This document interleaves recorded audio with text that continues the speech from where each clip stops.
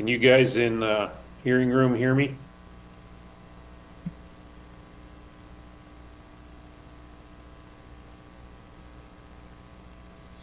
Fly to him? Yes, Commissioner, we can hear you.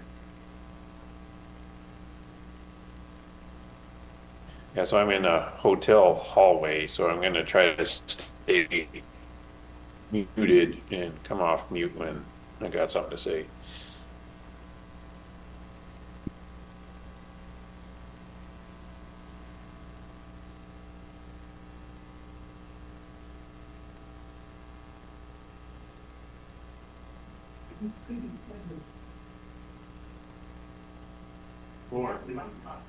Commissioner, can you do a sound check really quick? Hello, hello, hello? Okay, sounds good. So, were you asking me to do a sound check or somebody else? Yes, you, Commissioner. Yeah, 'cause now I can't hear anything, can't hear you. Can you hear me right now?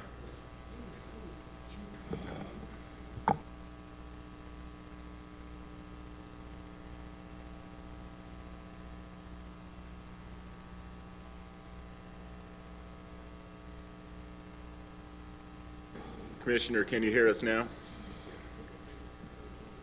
Yeah, I can hear you now and hope you can hear me. Yes, on both. Good.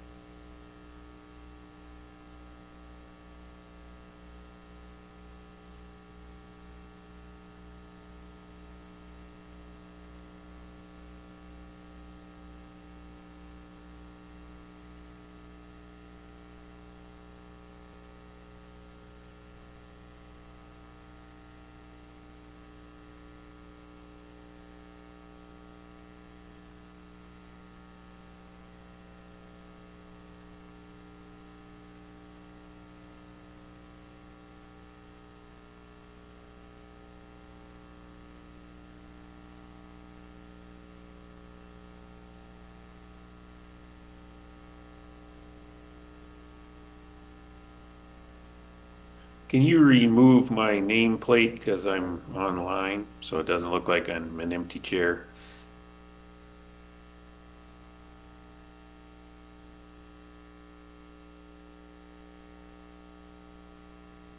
Thank you.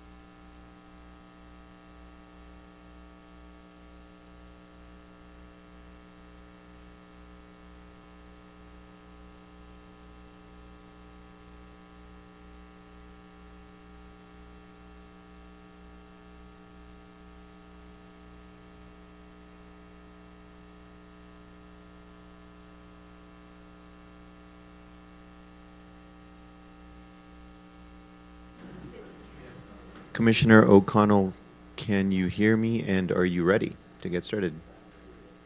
Yes and yes. Okay.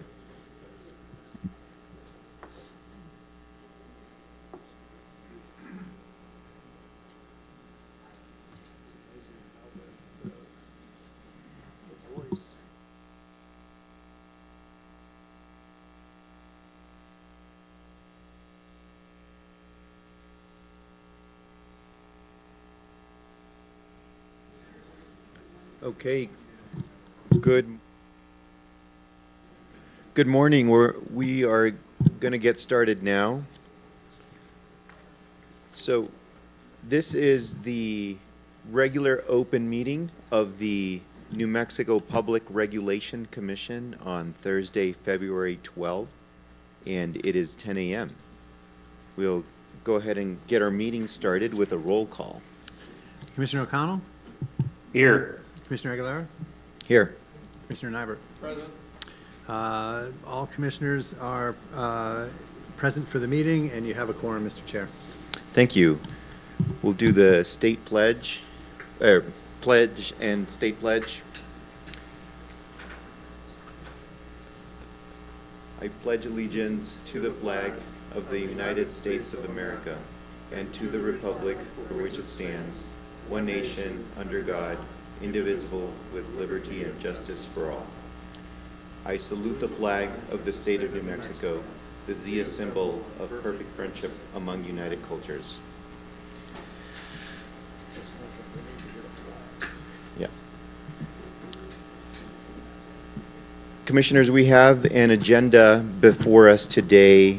Are there any suggested revisions to the agenda, or is there a motion to approve the agenda? Okay, not hearing anything about any revisions. We do have a motion to approve the agenda, which I will second. Let's take a quick vote on that. Commissioner O'Connell? Yes. Commissioner Aguilera? Yes. Commissioner Nyberg? Yes. The motion to approve the agenda as written passes unanimously, Mr. Chair. Thank you. Don't have a physical binder this morning, and so I just need to find my documents very quickly. Give me 1 second.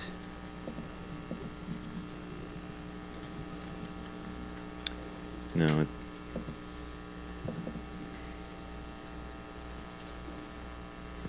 Okay, so by way of announcements, this afternoon from 3 to 7 p.m., we're going to be hosting a virtual public comment hearing on the proposed acquisition of P&M by Troy Parent Co., which is a subsidiary of Blackstone. We'll do our best to ensure folks who had signed up to make comments at our previous, the first part of that hearing, to make sure that they're able to speak, because we ran out of time last time. And so we'll look at that. We still have the sign-up sheet from last time, so we'll be looking at that as we go through our comments. And we are planning another in-person public comment hearing on the same case. So that's the proposed acquisition of P&M for Tuesday, February 17. And that'll be from 1 p.m. to 7 p.m. We are working on the location for that, and so we'll share that information once we have that. We want to make sure that we have a space that is adequate for the level of public comment that we saw last time. So next, well, actually, commissioners, do you have any announcements? Okay, I'll take the silence as a no. So we'll move on to the next section on our agenda, which is public comment. So we'll have 30 minutes at most of public comment, and I want to check to see if we have any public officials in the room who would like to provide public comment. Patrick, do we have any public officials online signed up? Mr. Chair, we don't have any public officials for public comment. Yes, you can please go ahead and step up and press the button on the mic. It's a little microphone icon. It'll turn it green, and there you Okay, go. it says it's green. Good morning, Commissioners. I am Martin Moore, PhD, City Manager for the City of Rio Communities. The City of Rio Communities would make the following statement as part of public comments in the matter of the New Mexico Water Service Company's application for approval of a revised sewer utility capacity charge pursuant to Advice Notice Number 22 and first revised rate number 5, PRC docket number 25-00035-UT. This matter is set before the Commission for approval of a potential order regarding NMWSC's motion to withdraw their application. The recommended decision conditionally approves NMWSC's request to withdraw its application. Several of the conditions attached to the withdrawal of the application are concerning to the City of Rio Communities. Just as also for the record, City of Rio Communities is one of those areas that is being affected by this particular case. They service our community. First, the recommended decision states, quote, rate number 5 shall be charged to all new sewer connection requests in the Rio District pending a final determination in a general rate case as the appropriate rate or its termination. There is no timeline nor procedure that we could detect established for making a final determination in the general rate case.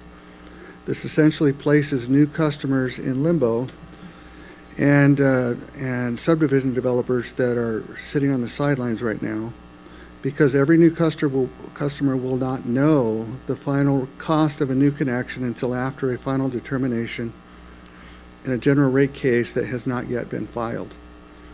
We know that it's coming up for filing, but it has not yet been filed yet. This process could keep new customers in limbo for many months to come.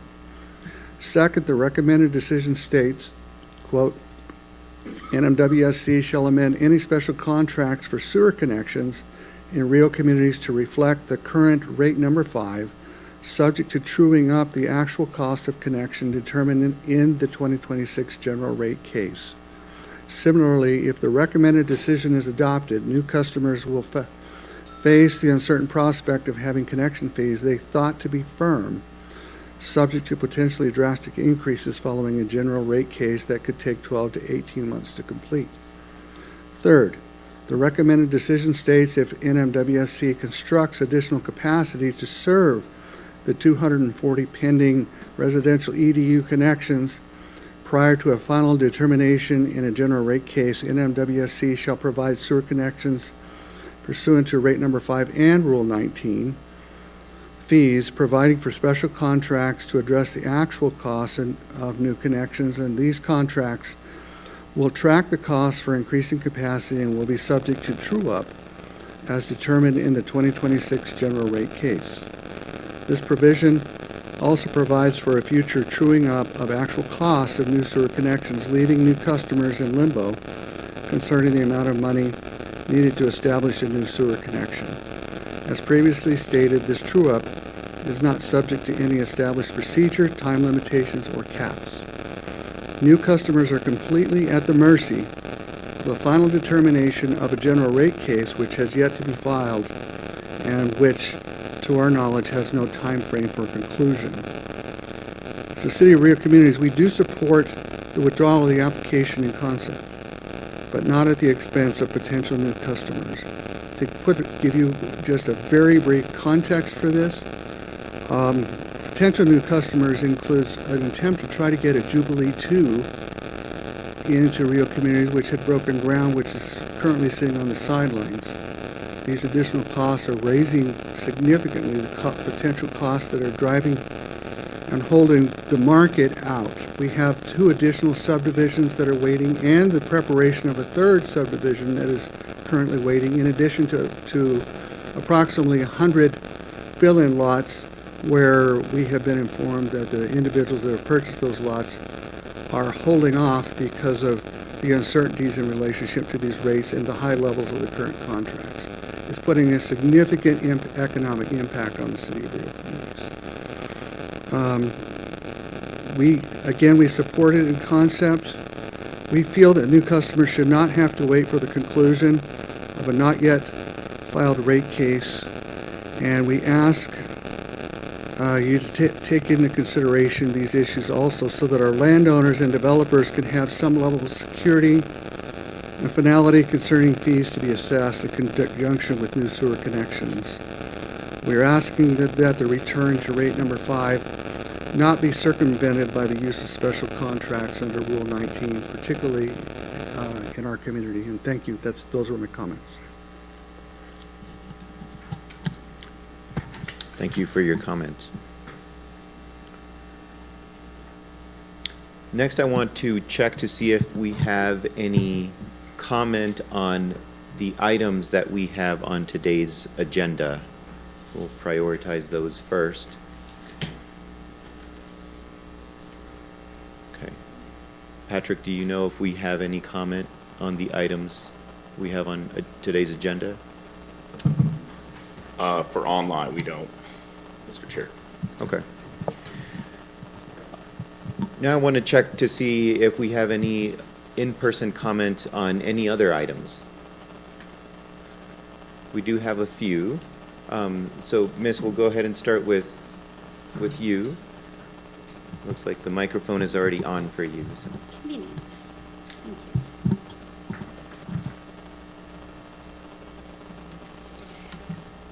Good morning. Esteemed Public Regulation Commissioners, thank you for your service and the opportunity to give public comment this morning. I am here today to urge you to vote no on the proposed sale of PNM to Blackstone, docket number 25-00060-UT. We are in an unprecedented time of extreme wealth inequality, and some say it's a historical precedent. And we're all paying the social cost. The first word in your honorable title is public, meaning public, of or concerning people as a whole. This merger would not benefit the New Mexico public. We cannot allow private equity to take control of our critical infrastructure. The perverse profit motives of private equity has already stripped us of hospitals, nursing homes, and affordable housing, to name a few indispensable things that people need to live a dignified life. Our local governments are already struggling to cope with the social conditions of this extreme wealth inequality. Private equity is attempting buyouts, energy buyouts across the country. It's well documented that where these firms have been successful, people have seen a doubling or a tripling of their utility bills in the first year after the buyout. We cannot allow this at home. When we afford each community member a basic standard of living, everyone benefits. We, the public, benefit when our communities are financially stable. Every week, life in our streets in Albuquerque feel increasingly precarious. The number of unhoused families is growing, families with children. This merger would further destabilize our communities and affect our public safety. The private equity firm BlackRock's recent acquisition of Aletti Energy in Minnesota was done against the findings of an administrative proceeding before Judge Megan J. McKenzie. In her findings, she cited a lack of transparency in privately held companies, in contrast to the publicly traded companies like we have at PNM, because of a difference in their reporting requirements to the SEC. The types of strategies that are well known that private equity firms use to maximize dividends to shareholders will be at the expense of ratepayers. These are our neighbors. These are people who are deciding whether to put food on the table, to be able to pay their rent, to be able to take care of their children's school supplies, or are we going to now add affordable energy to that list of hard decisions that families have to make every day? We demand a utility service that puts ratepayers first and keeps New Mexicans' money in New Mexico for New Mexicans and not in an offshore account in the Virgin Islands. You guys have an opportunity to really stand up for our community and make sure that everyone has access to the critical infrastructure that we need at an affordable rate that they can afford. I thank you so much. I appreciate how difficult this decision is and the amount of work that is going into this whole proceeding. Please vote no on this matter. Thank you so much for your time. Thank you for your comment. In the second row, I think I saw 3 hands. Yes, you could please come up and then we'll go kind of in order. Good morning, Commissioners. I am Donna Detweiler, a P&M customer since 1990 and an apartment owner since 2008. I'd first like to quote from the homepage of Blackstone's website. At Blackstone, we deliver for investors. This boldly reveals the company's priority to make money for its stockholders. Blackstone appears to have targeted acquisition of P&M because, again, from Blackstone's website, we serve institutional and individual investors by building businesses positioned for long-term growth. Well, yeah, if New Mexico attracts more AI data centers and tech companies, more electricity will be needed, and Blackstone will profit commensurately. But unfortunately, for most New Mexicans, Blackstone's profits would benefit the wealthiest 10% of Americans that own 93% of stocks. New Mexico's already huge wealth gap would grow even larger. I'm worried that Blackstone will also try to cut the credit I get for the solar energy that I feed to the grid. Because Blackstone's mission does not align with my needs as a ratepayer nor my renters. I oppose the Blackstone bid to acquire Public Service Company of New Mexico. Thank you.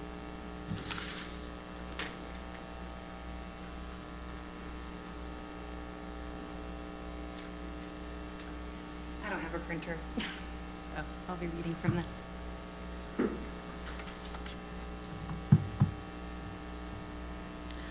Hello, Commissioners. Thank you for hearing my comment.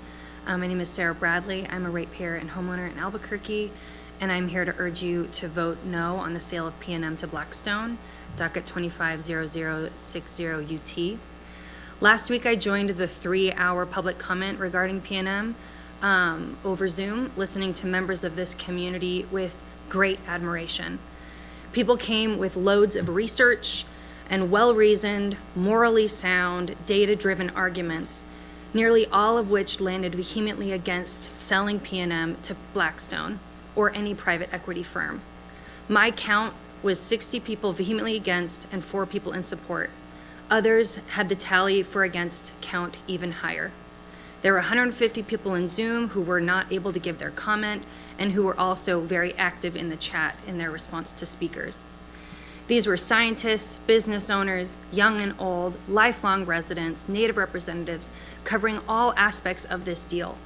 I won't repeat their incredible public comments, but I can tell you that they articulated why, time and time again, privatizing public utilities means higher prices, lower quality, inadequate transparency, inadequate accountability, and less local control over our energy future.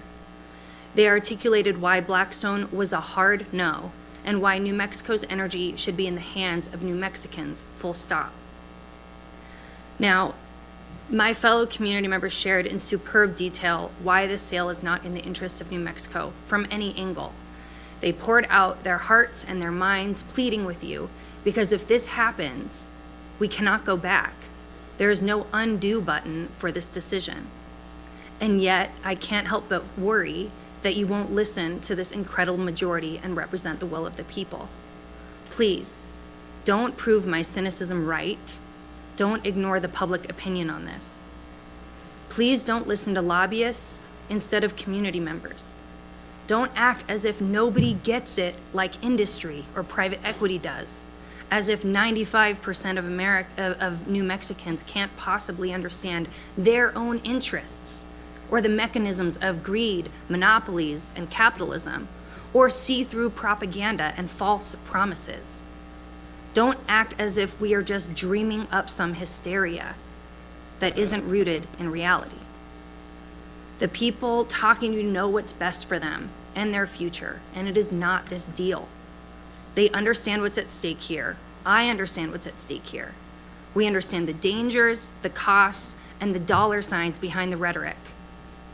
So please, don't turn your back on us. And I just gotta say, if this goes through, I, as a young person, will only be able to see it through the cynical lens of corruption. Plain and simple. And I hope that you, as public servants, will honor the public opinion on this. This is not a democratic process, but I think it should be. These are our public resources. And I hope that you do the right thing and reject this sale and any sale like it. Thank you. Thank you for your comment. Yes, we'll take the next one. Thank you.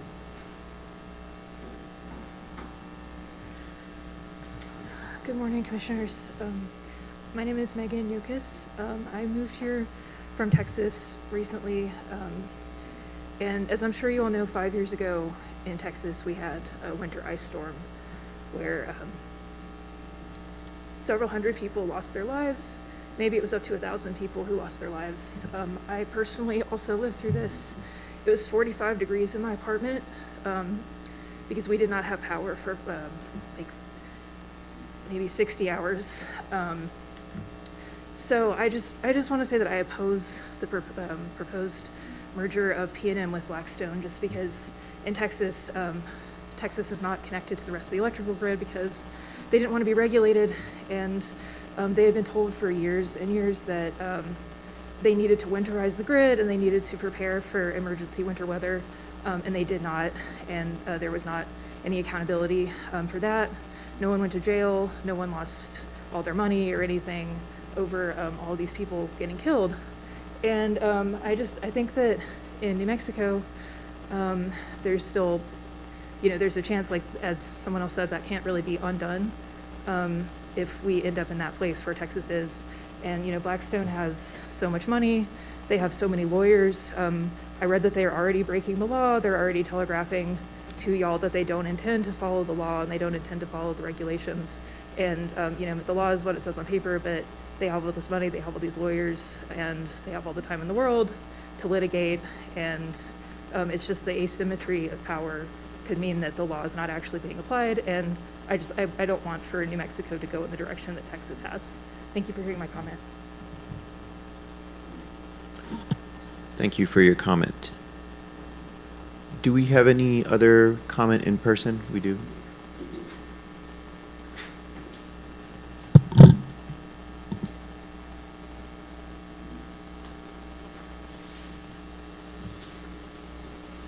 Hi, my name is Sandy Stolberg, and I was here last Thursday, and I want to thank you for taking my comments. The room was full, and that brings me to what my comments are about today. I think that we can all agree that the public comment process should be simple, intuitive, and accessible to the public. And Chair, you keep mentioning what a great new system we have in the PRCE 360, and I just want to tell you that that is not my experience for giving written comment. For me, the new PRCE 360 raises serious concerns about transparency and accessibility. This system, rather than expanding our participation, actually seems to discourage engagement. So while I hope it's not the case, if you were looking for a tool that would silence ratepayers making written comment, you may well have found it. First, the PRCE 360 lacks practical transparency for ordinary people like me. While filings may be technically available within the system, locating the information, identifying the correct case category, which I'm really impressed that this young person over here had it, and confirming that a submission has been properly filed is confusing and complex. The system expects us to know docket numbers in advance and navigate special terminology and multi-step menus that are not explained in plain language.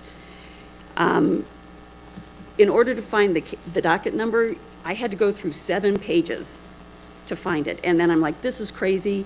So I started navigating other ways. But this takes up a lot of time. It's not user-friendly. You have a multi-page user guide.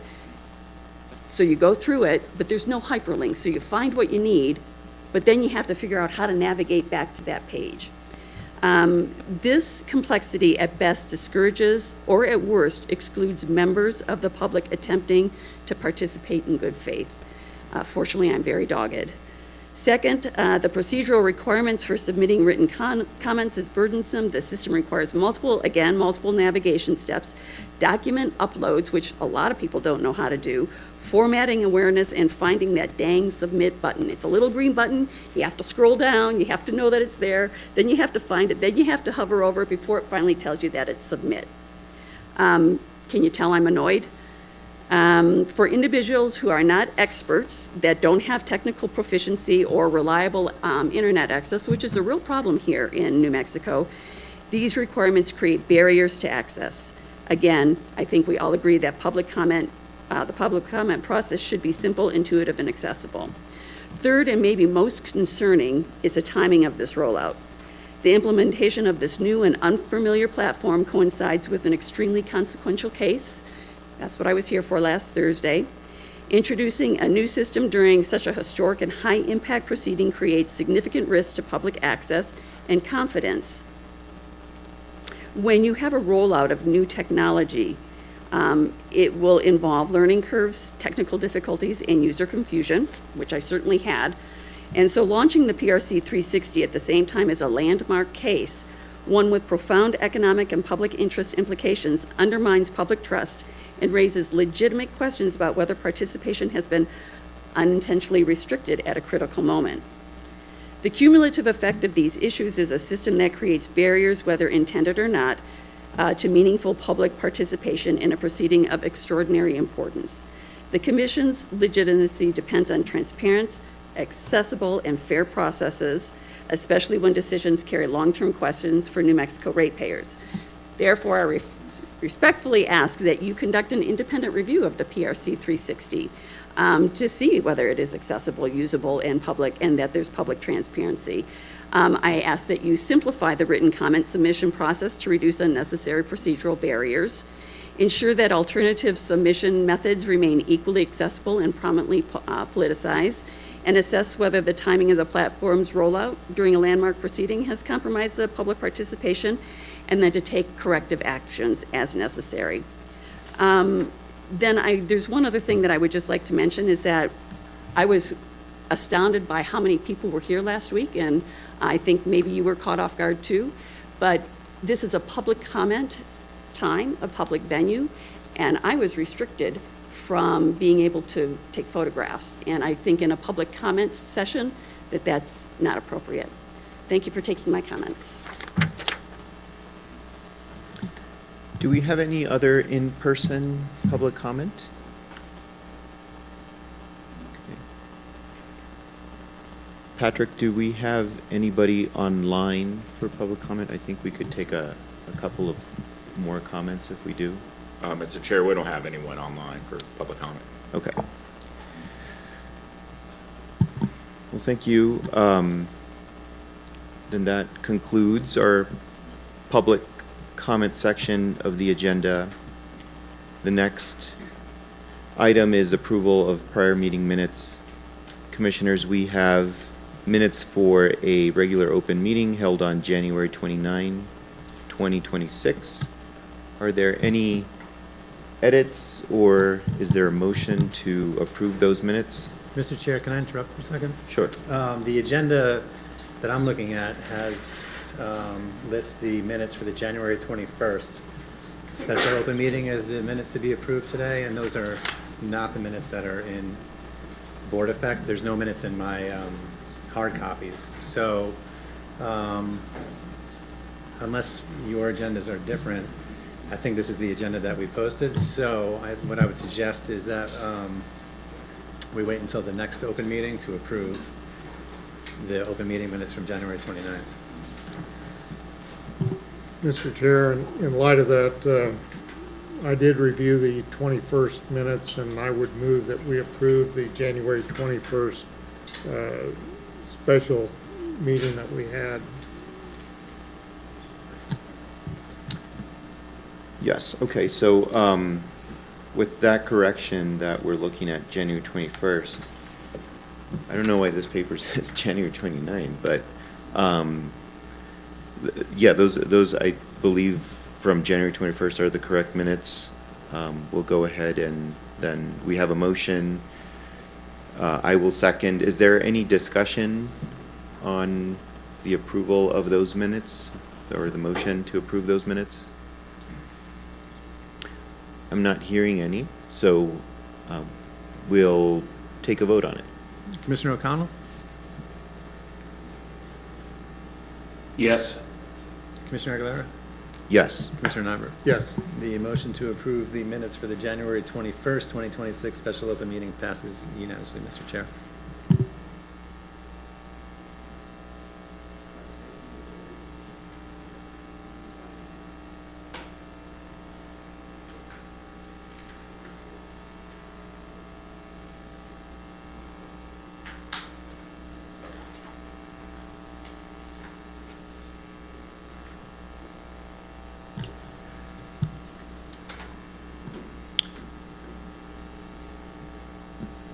So next, we're on to our consent action items. And we have one item, and this is case number 23-00154 UT. Commissioners, is there any discussion or a motion to approve the item? Mr. Chair, I'll move to approve the items on the consent calendar on our agenda. And I will second.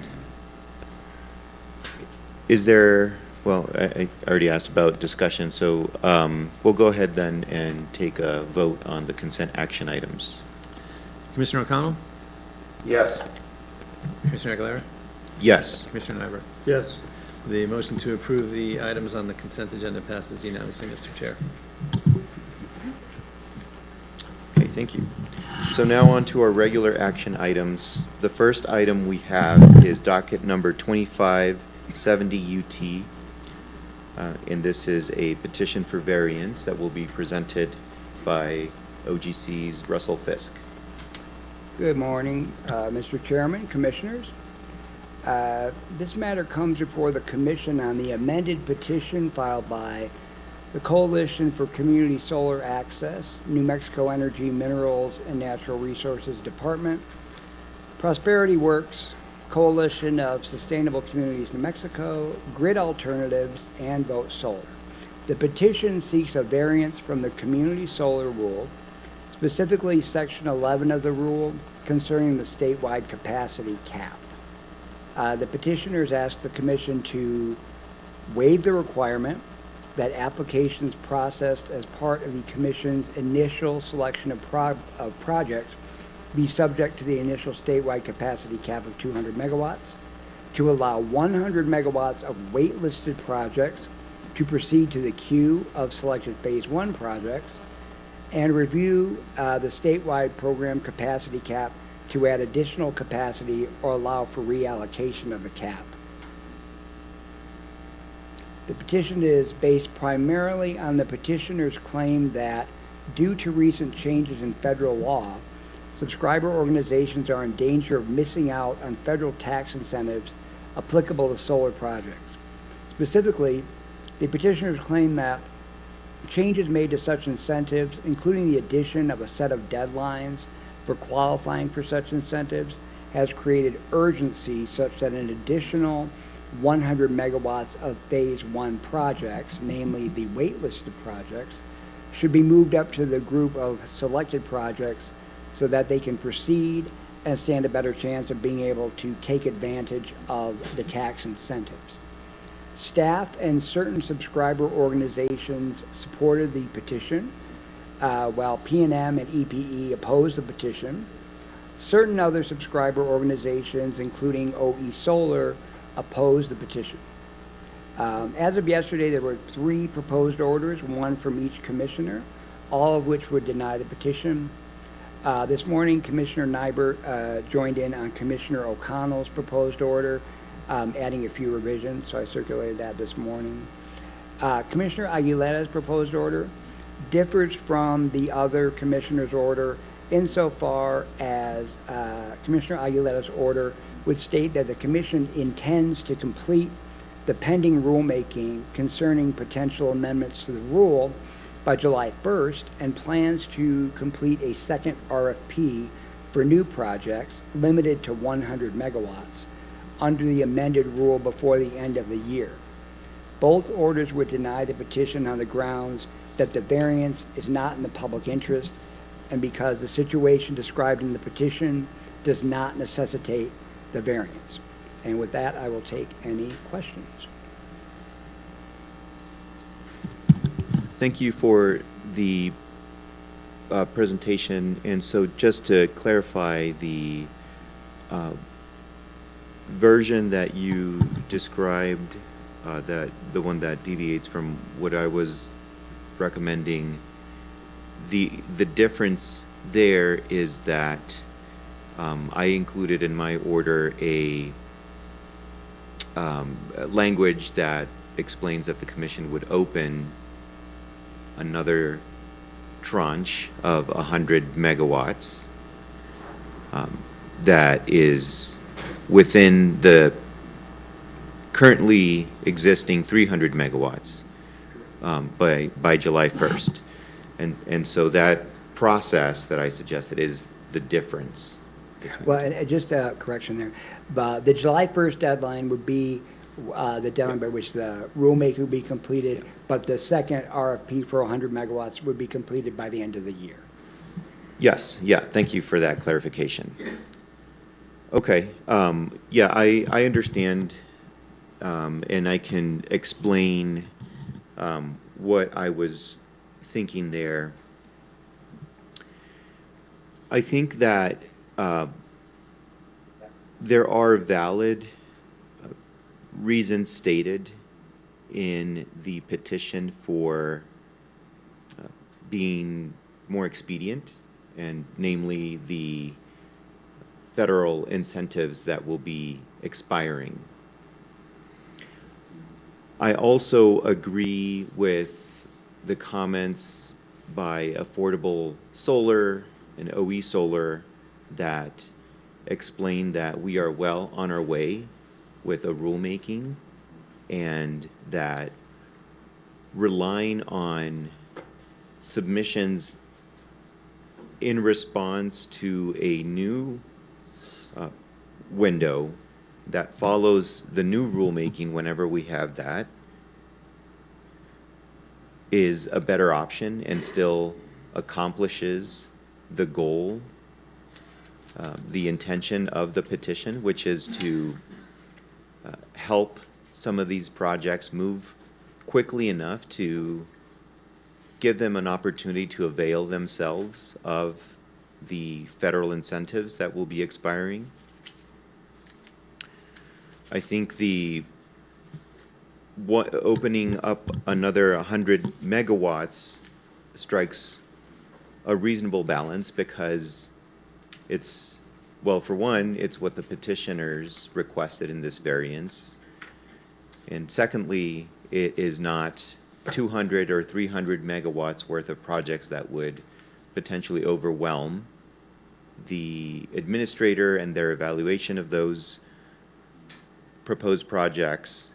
And so I think it accomplishes the goal of having projects that will actually be able to take advantage of those tax incentives for customers. And so while I do agree with both orders that explain that the petition is not the correct vehicle, I do find merit in the arguments generally, and so that's why I proposed the additional step. Commissioners, wanted to check on your... Mr. Chair, I would just comment, my suggestions could go in, frankly, either order. It was more trying to just compile all the findings and put them in the findings section at the end, and have what was designated commission determination eliminated, make that just another paragraph of our discussion of issues, and then trying to accumulate all the findings under the findings portion of the order to make it, my mind, a little bit easier to deal with those issues. But my suggestions could frankly go in either order. I didn't have time to mark up both, so I just marked up Commissioner Aguilera. Since then, there's a couple other little changes that if either of the commissioners are receptive to what I did, there's a couple other things that frankly ought to be done, just to modify a couple other things that I saw since last night.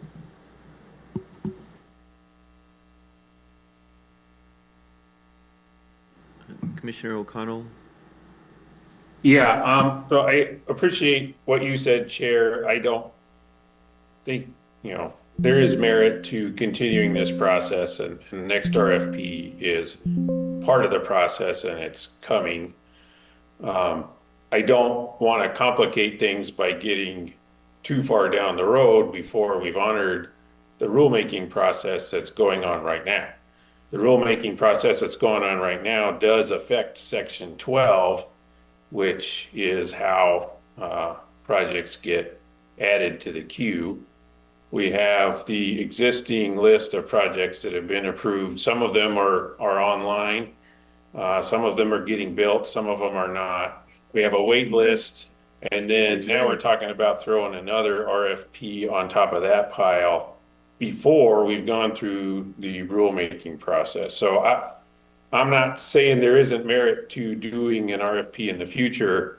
I just think it's better to take this one step at a time. And so the order I drafted just, lands on the same place all three of them do, which is there's a rulemaking process. It's not in the public interest to grant the petition right now. So there is also, if you are going to go down the road of an RFP, then we have to get into necessity, I think, and talking that over with the lawyers. That's not a very well-defined term, so I didn't want to complicate this with bringing that concept in here. So I was trying to do two things: honor the rulemaking process by focusing on this order on that, and then not bringing in an debatable extraneous idea in the necessity word.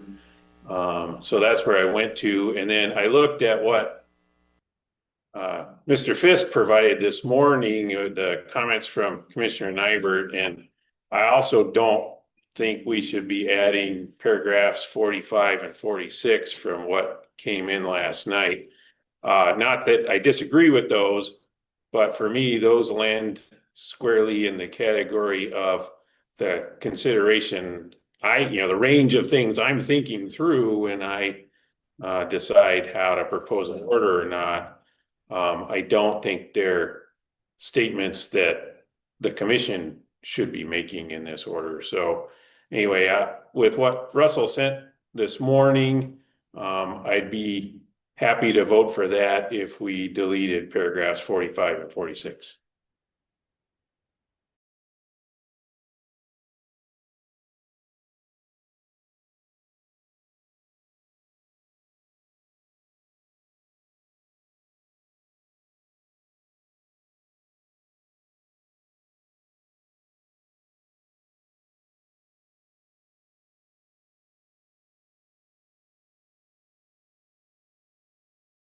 And if somebody's talking in the hearing room, I can't hear them. Okay, my mic is green. Can you hear me right now? Yeah, I can hear you now. Oh, okay. So to clarify the version that I provided, so it doesn't provide a deadline for an RFP. It does provide a deadline for accelerating the current rulemaking, and explains that an RFP would come after that. And so I agree with you that we need to take it one step at a time. And so that is the goal of the version that I provided. Is first we have to finish that rulemaking process, and then we will think about, and it says it more strongly in the version. I think it says that we would open an RFP after that. But I think what the balance that I'm trying to achieve there is the fact that I believe that there is merit in the general idea that led to the filing of the petition, but also a recognition that we are still improving the process. We learned a lot from that initial phase. So trying to achieve both things at once.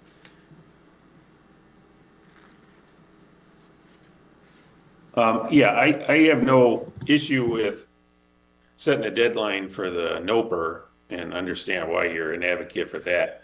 I just don't want to be prescriptive on whatever RFP comes in the future without letting that process roll. Yes, and you're correct, Mr. Chairman, I'm sorry. Yes, the only actual date that's given is July 1st for the rulemaking.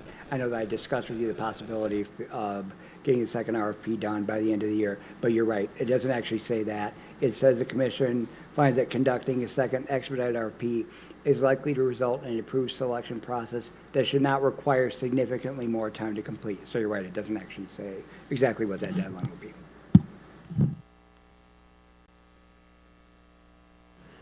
Yeah, and it also specifies how many megawatts we'd be asking for in that RFP. So it goes too far in terms of describing or specifying what the RFP is going to be compared to where we're at in the process.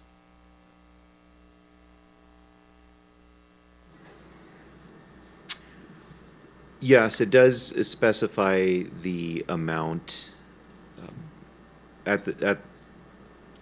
in proposing that. One thing I was leaning on is expediency, and I believe that the 100 megawatts that were proposed in the petition, and so that's where that comes from, is that number comes from, is from the petition, would allow us to be fast and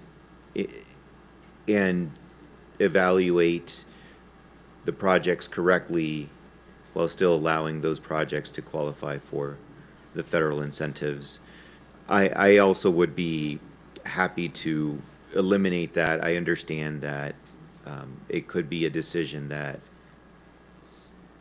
is made later in terms of whether to open up another tranche, and if the decision on that is to go ahead and open up another window, what the amount would be.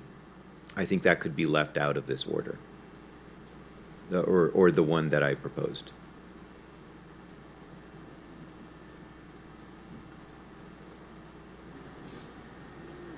Mr. Chair, I've looked at paragraphs 45 and 46 that Commissioner O'Connell alluded to, and I'd like to push back a little bit, because we make a finding that the variance is not in the public interest, but there's no illumination on how we really reach that, what I would consider a conclusion, not just a finding. And so it's paragraphs 45 and 46 that illuminate the issues that I see justify our conclusion that it is not within the public interest to exercise our broad discretion in this case to grant a variance. So I would just suggest that we should have something. I'm not wedded to the language, but we should have something that assists getting from the point of the conclusion it's not in the public interest, on what basis we're not exercising our discretion. And then a couple other things that I would recommend we change on the second paragraph of the order. It says, currently the commission denies the amended petition on the grounds that granting the variance is not in the public interest. I would rephrase that initial paragraph, which really is the introduction, and just say, as discussed below, the commission denies the amended petition as the variance is not in the public interest. And then on paragraph 11, it seems that we could delete paragraph 11. Again, that is just repetition of what we state above, that it's not in the public interest. And so those were two other changes that I saw between the time that Russell printed them and we got over here to the meeting. But Commissioner O'Connell, I would, if we don't have paragraphs 45 and 46, do you have some other language that we may need to put in there to reach that conclusion? Because Yeah, when I read the order, the reason was pretty clear to me that let's not get ahead of the existing rulemaking process. So should we have a finding that granting the variance would limit or would interfere with the rulemaking process, and therefore it's not in the public interest? Is that what I'm hearing? The public interest is better served by honoring the existing process. Then I would, I don't mind taking out 45 and 46, but I do think we need a succinct statement, that would be paragraph 45, that reflects what you just said. So, and the other two changes, did you have any problem with revising that second paragraph or deleting paragraph 11?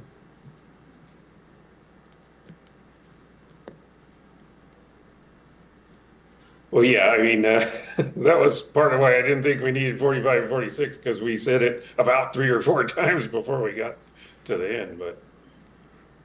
Well, that was my whole purpose, was to put the findings and conclusions in one place. Yeah, That's yeah, why. no, I see what you're doing there, and I understand that.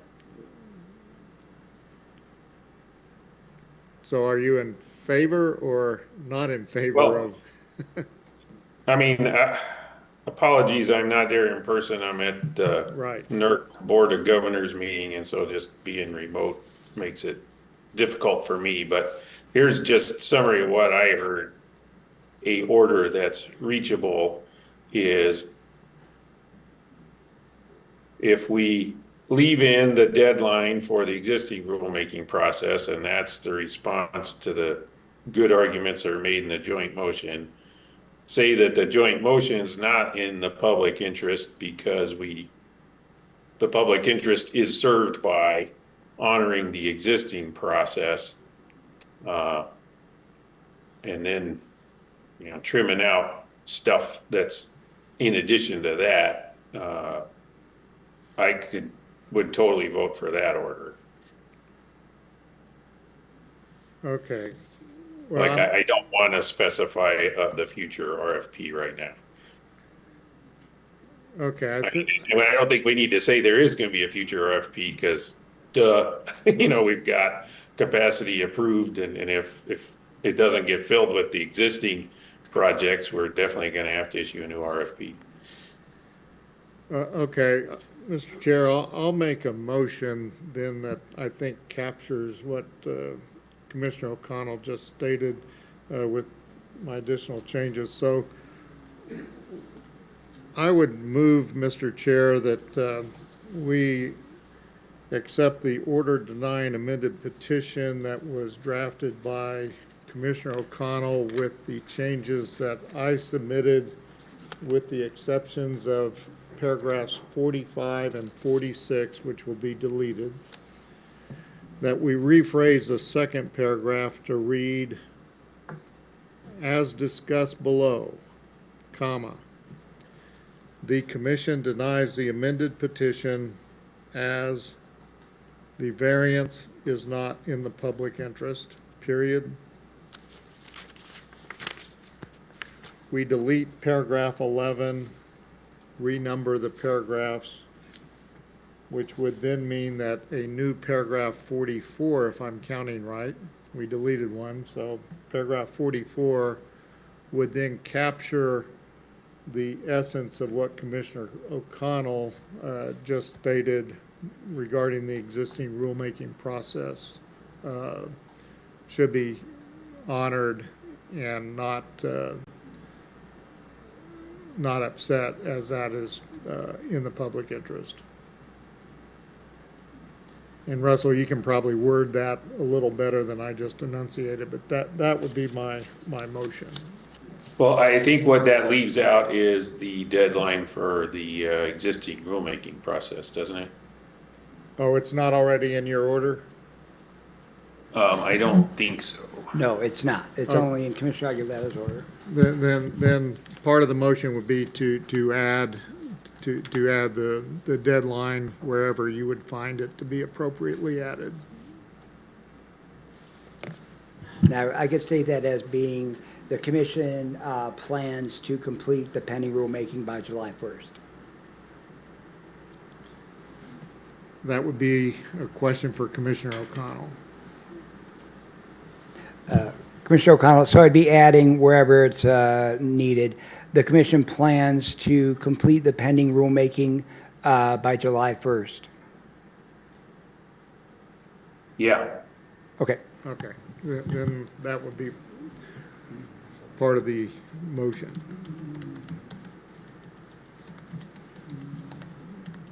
I think those would be all the changes. I am following all of those changes. Let me just quickly check one thing.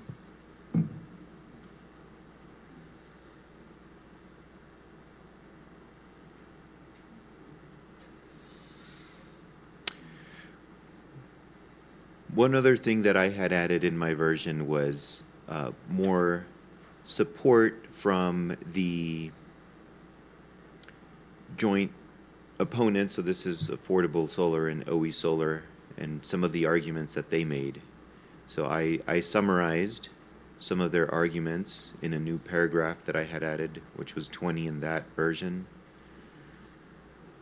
And I had also revised the commission determination to explain that the appropriate vehicle to consider new community solar project capacity is after a timely conclusion of the rulemaking process.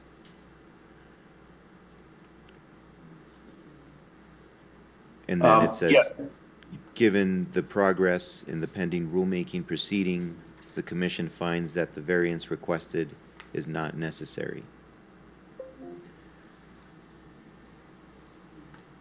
Yeah, I've been trying to avoid the word necessary just from working with my lawyers. It was a box of Pandora's.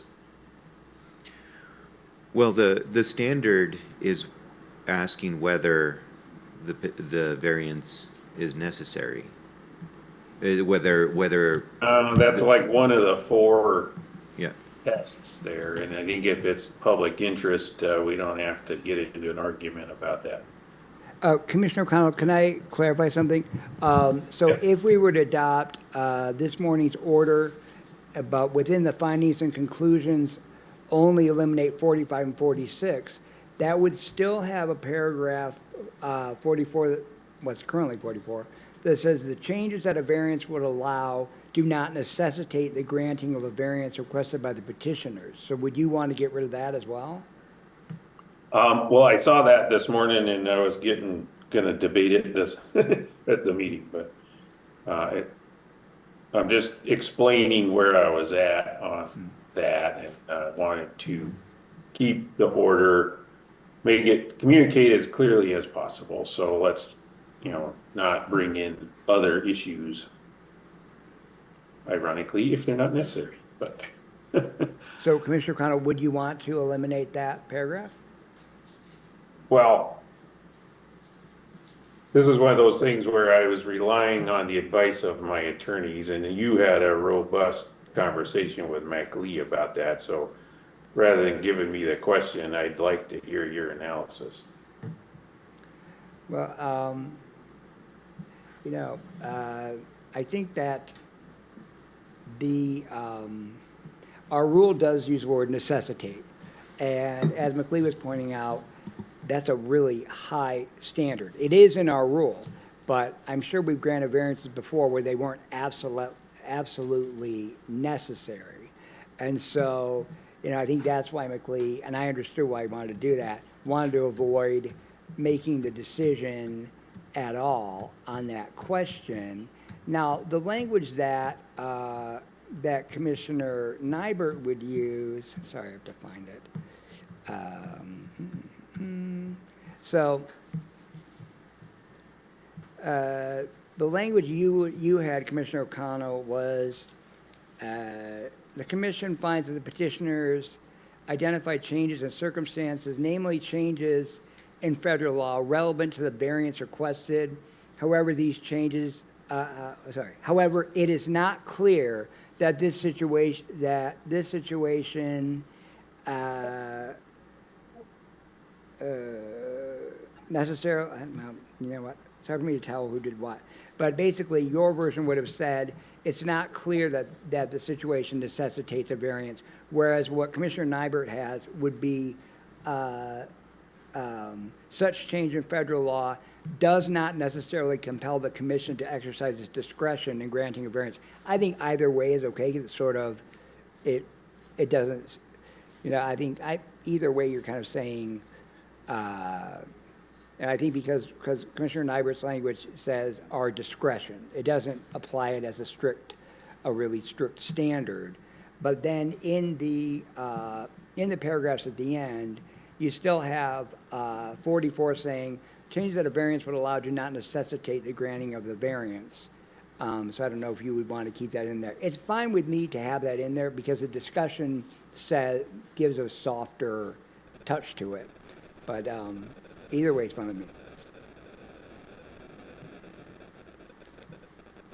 Yeah, thank you for that. So, okay, so we're in a messy spot where we've got a motion with lots of revisions, haven't moved the motion yet.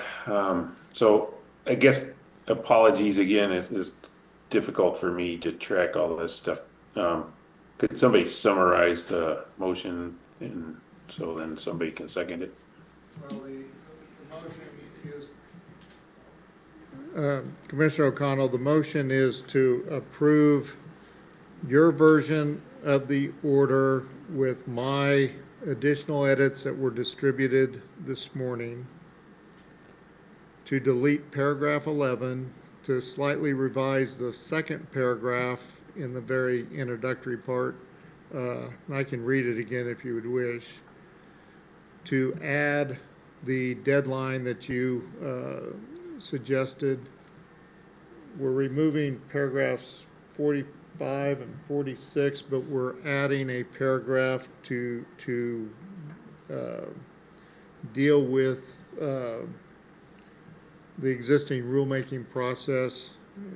What I think Russell wrote down here, the language that you were stating earlier. And I guess the question would be then, do you want 44 to be softened up like it is in the preceding paragraphs, or are you good with the word necessitate in paragraph 40, currently 44, which would really be 43 since we've renumbered, maybe 44 again after Russell adds a paragraph, but. Yeah, I've gotten over my concern with that Okay. necessitate word in paragraph 44. The other thing that, again, not here in the summary was, I agree with Commissioner Aguilera's thing. It's probably helpful in this to acknowledge the arguments from Affordable Solar, and that is language from the draft that he produced, and I know what he's talking about there, and I also think it's probably helpful to have that in this. Well, I would say with one exception,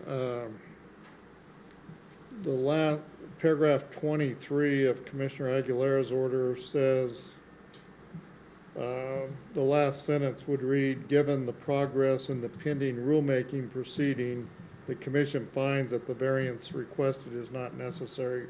I think we probably ought to just strike that last sentence and leave the discussion part as is. That suggestion would be fine with me. I mean, I will note that it's confusing to somebody reading it, and it practically leaves the same thing. But I think if that is what the commission feels comfortable with, deleting that, I don't have a problem with that. Okay, so just let me clarify. So we had talked about what would be, okay, I see, about the necessitates part. So I guess we'd be using paragraph 23 from Commissioner Aguilera's proposed order except eliminating, The final sentence in that paragraph 23. which is the given the progress? Yes. Yeah, Okay. Yeah, you the- just delete that Okay. sentence. And also the inclusion of the summary, which I think is in paragraph 20. Yeah, Some- paragraph 20 and 23 would be added, except for the last sentence of 23.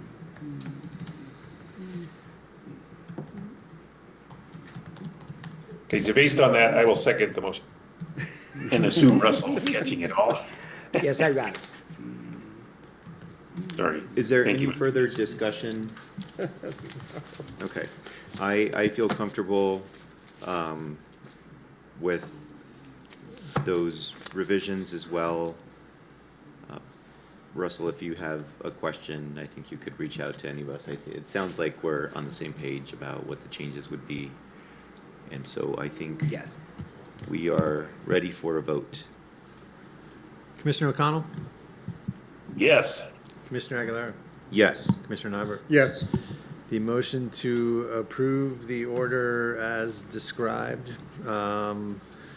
passes unanimously, Mr. Chair. Thank you. Okay, so we have a lot of business to attend to today. The next item, also presented by Mr. Fisk and also related to the community solar program in docket number 2574 UT, is up for discussion now. I'll turn it over to you, Mr. Fisk. Yes, thank you. This matter comes before the commission upon the commission's annual review of the statewide capacity cap for the community solar program pursuant to Section 11 of the Community Solar Rule. There are two proposed orders, both of which would leave the cap as it currently is, 200 megawatts for Phase 1 and 300 megawatts for future phases. Commissioner Aguilera's proposed order would also state that the commission intends to complete the pending rulemaking concerning potential amendments to the rule by July 1st and plans to complete a second RFP for new projects under the amended rule. And I think this is where I put before the end of the year. Yeah, in the second half of 2026. So with that, I'll take any questions.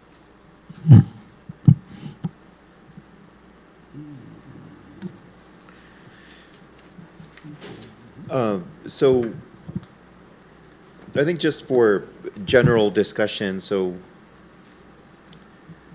we're talking about the statewide cap. So currently it's a total of 500 megawatts. 200 of those have already been allocated.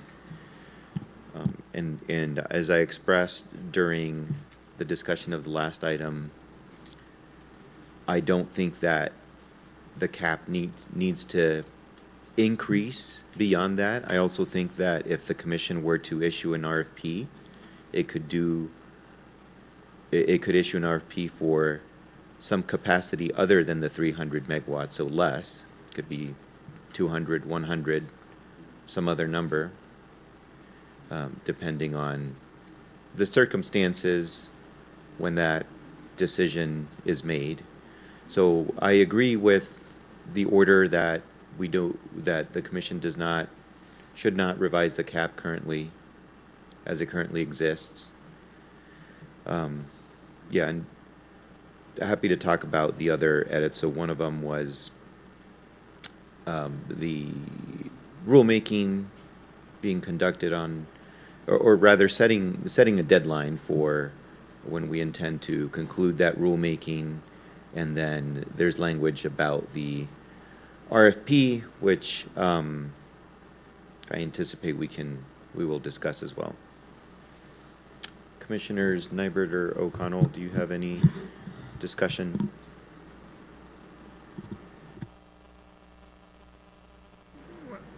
the only thing that I heard, in light of our last discussion, was, does it lock us in with the additions you made in advance of the rulemaking? And do we want the flexibility not to have that locked in, particularly by the end of the year? That would be my only question. Yes, and I think that the way it is written, it would lock us in. I mean, yes, I think it would, so happy to talk about that. Yeah, I guess in light of our last discussion, going through the rulemaking process, maybe that's where we ought to leave it and not be locked in at this, you know, what, 4 months before the rulemaking's done, and let that take its course, and then we can do what we need to do after the rulemaking or during the rulemaking process is finalized. Yep, that sounds good to me. So what that sounds like is, under my version, would be a deletion of the discussion regarding the request for proposal. So there are two statements that Mr. Fisk read, so it would be deleting that second statement about an RFP by the end of the year. And so, Commissioners, would you want to leave in the part about completing the rulemaking proceeding that is pending? I didn't actually put the July 1st in there, but we could add that, or we could leave that out. Can you please reread what that statement would say? Okay, so, so starting with 21, it already says it's determined by the commission in docket number 2570T. And then it goes on to talk about the RFP, so we take that out. So actually, guys, if you replace the rest of the first sentence, I would say something like, the commission plans to complete the pending rulemaking proceeding in docket number 24258T by July 1st of this year. And then, sorry, by July 1st of this year, and then it would stop right there. And then the second sentence about the additional 100 megawatts would not be there, so I'll repeat that. It would say, in 21 would just be one sentence. As determined by the commission in docket number 2570 UT, the commission plans to complete the pending rulemaking proceeding in docket number 24258 by July 1st, or July 1, 2026. Mr. Chair, I guess the question would come to mind, are we on track to do that? And if we're not reasonably on track to do that, do we need a little more flexibility in that date? Commissioner Nybert, yes, we are on track to do that. I believe the docket close, the record will close in May, so we can shoot for July 1st. Yeah, and Commissioner Nybert, in determining that date was determined, recommended by staff. My question was, what would be a reasonable deadline that we could establish a somewhat accelerated schedule, but still within reason that is doable, and that is the date that they proposed. I guess I would be in favor of that date if that is a reasonable date. I just not sure that we ought to jump the process and lock us in to the rest of it pending the rulemaking. So I would take out whatever language you had regarding the other issue, but the July 1 date, if we're on track to do it, then that's fine with me. Yes, Commissioner Nybert, I do think that's realistic, and the language would say the commission plans to do it by July 1st.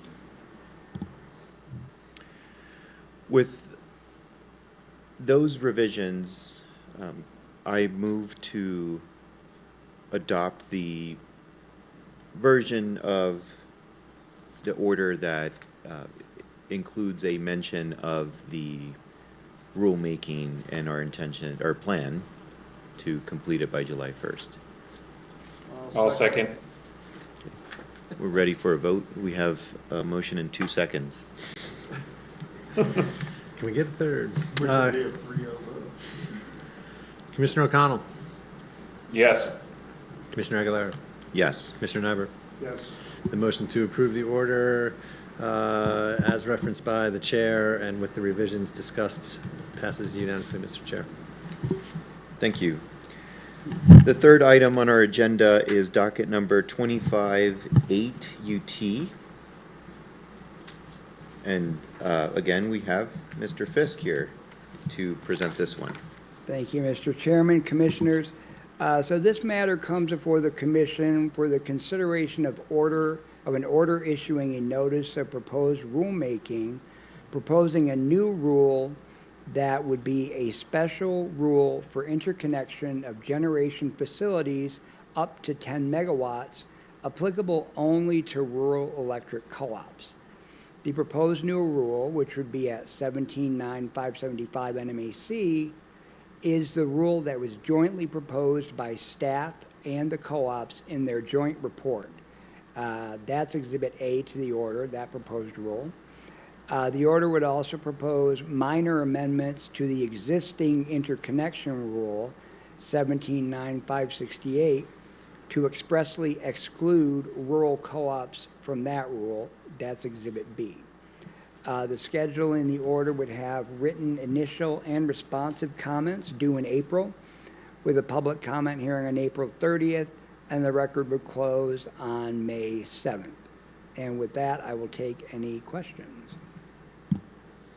Mr. Chair, I do have one question, and Mr. Fisk,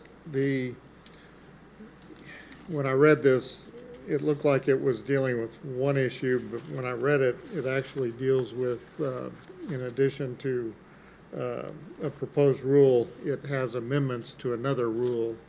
And I was wondering if the caption needed to capture the breadth of the order and not just be limited to the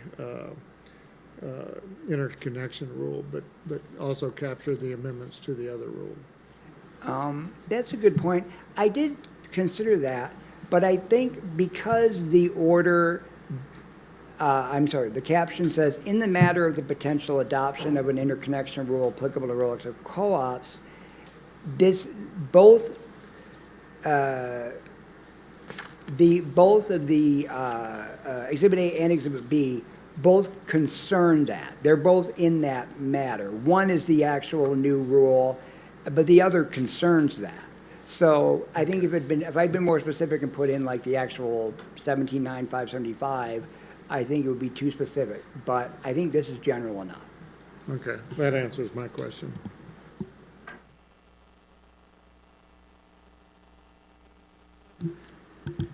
Is there any further discussion on this item?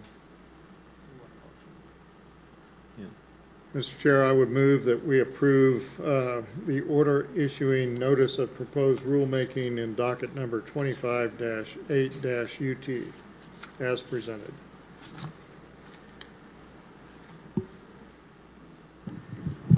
I will second, and just want to check to see if Commissioner O'Connell has any discussion.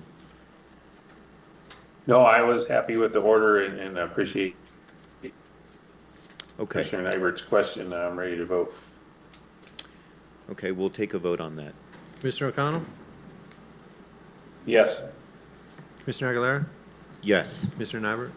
Yes. Motion to approve the order in 25-8 UT passes unanimously, Mr. Chair. Thank you. Thank you, Thank you, Mr. Mr. Chairman, Fisk. Commissioners. So to prove we have more than one attorney in OGC, next we have Ms. Alyssa Herrera-Waldrop to present docket number 2539 PL. Good morning, Commissioners. Thank you. This matter before you concerns staff's petition for a rulemaking to repeal and replace Rules 18.60.4 and 18.60.5 NMAC, which are rules related to pipeline safety enforcement procedures and pipeline safety excavation damage prevention. The primary purposes in initiating this rulemaking were to update the rules' language to reflect the responsibilities of the Bureau and the Bureau Chief, and to revise outdated or superseded practices utilized currently in the field. The Commission issued the Notice of Proposed Rulemaking with proposed changes to the rules as set forth by staff's petition in November of 2025. The NOPR also set the deadline for the written comment period and the date for the public comment hearing. The only party aside from staff that participated through written comments and at the public comment hearing was the New Mexico Gas Company. New Mexico Gas Company supported the rulemaking in general and also supported the specific changes made to the rules as well. Since the NOPR was issued, the rules have adopted some additional changes, which were primarily added to help clarify the existing language, reinforce the rules' intent, or explain procedures the industry is currently utilizing as best practice. Before you today is one final order, which repeals and replaces Rules 18.60.4 and 18.60.5 NMAC with these described changes. The redlined and finalized versions of the rules are also attached as Exhibits A through D. With that, I will stand for any questions. Thank you. Commissioners, do you have any comments or questions? Mr. Chair, I do have one comment. There's references to Senate Bill 160 in 3 places, and maybe this is just a picky point, but, you know, once the bills are enacted into law, there's a citation to the law, and we probably ought to be using the law site, not the bill site under a particular legislature. And certainly, I'm not suggesting we make any changes here, but just generally, I think we probably ought to be referencing the true legal side of the statute that was enacted and chaptered.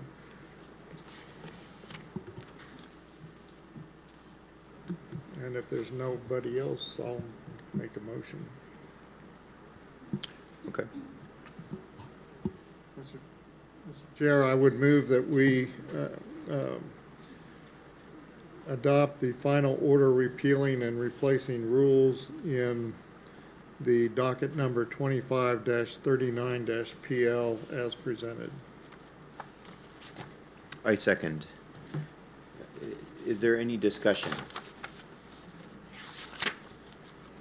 I'll just provide one quick comment by way of discussion.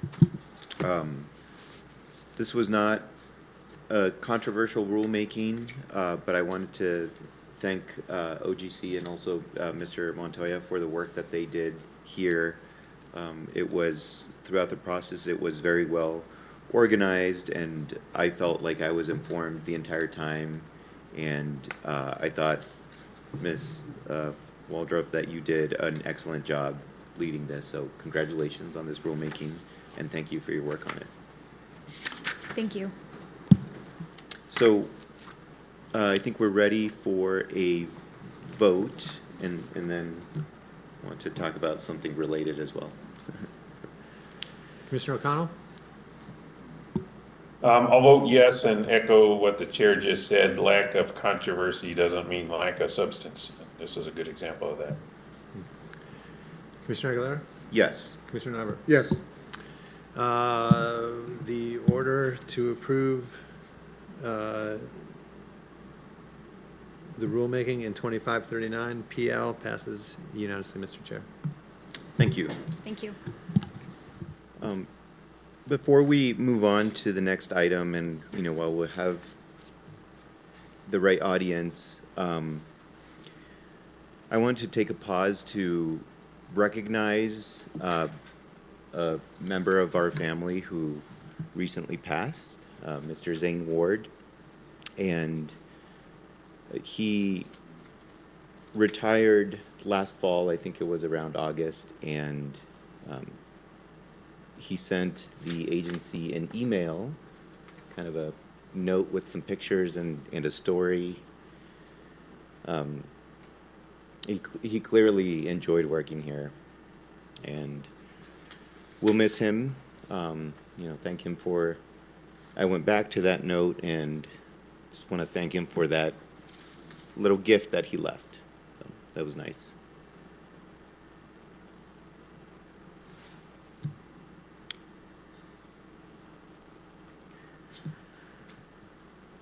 Okay, we'll move on to the next item. So this is a case that will be presented by Miss Erica Avila Stefans, docket number 2535 UT.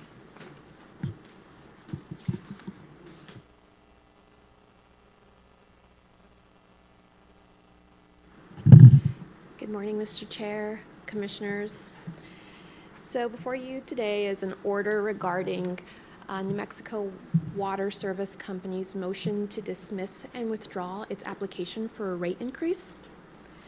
So in April of last year, New Mexico Water Service Company requested a rate increase to its utility capacity costs under its rate 5.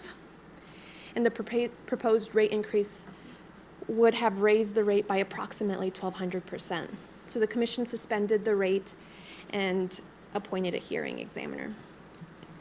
During the proceedings, the parties alleged that New Mexico Water Service Company was charging the proposed rate 5 through special contracts, which cover the facility expansion fee. And then in September of last year, New Mexico Water Service Company filed its motion for leave to withdraw and dismiss the application. Then they explained that they had plans to upgrade both of the wastewater treatment plants serving its existing customers, and explained that the revisions to rate 5 should be addressed holistically in the context of the entire system upgrades and improvements in a general rate case.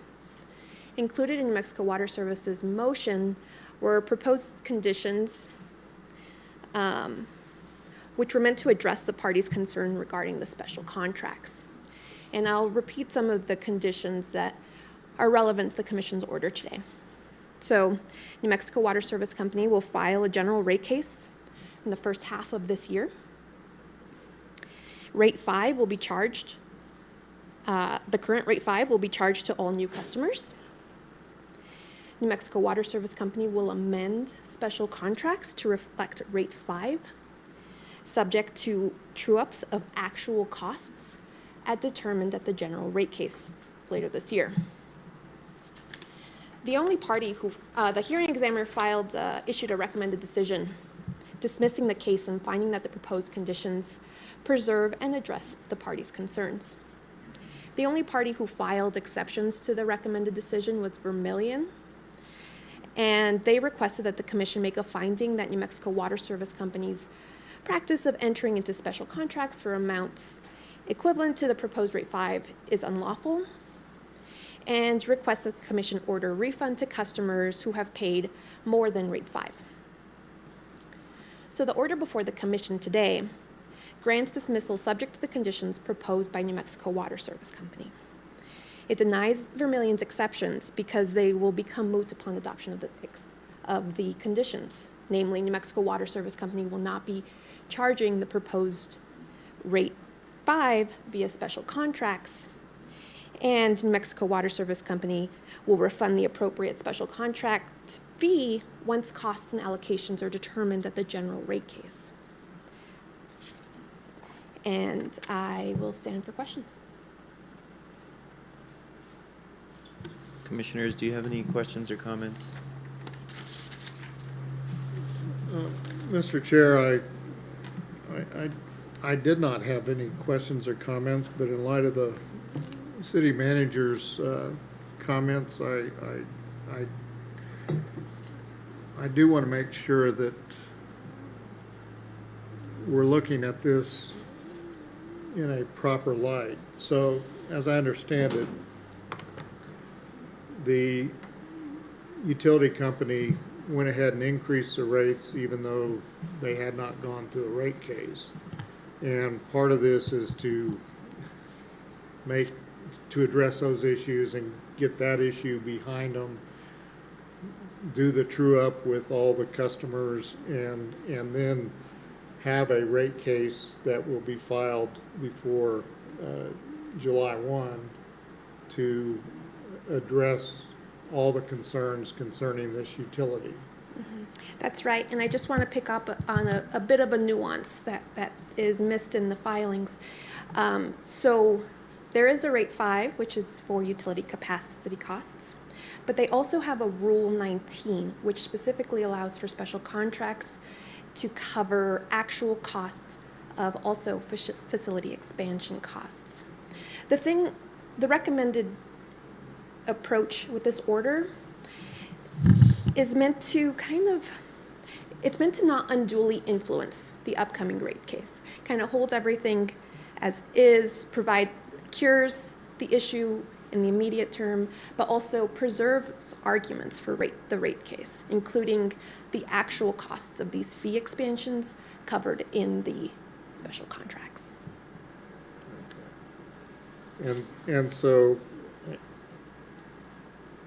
even though they have the authority to have these special contracts, if I read this right, they're agreeing to just use the rate 5 rates for the time being. Right, and actual costs for expansion. And actual costs for expansion. That's right. And then, in the rate case, all concerned parties would have the opportunity to participate in that process and could have their particular issues heard by the hearing examiners and considered in any case that any increases in rates that may ensue from that activity. That is right.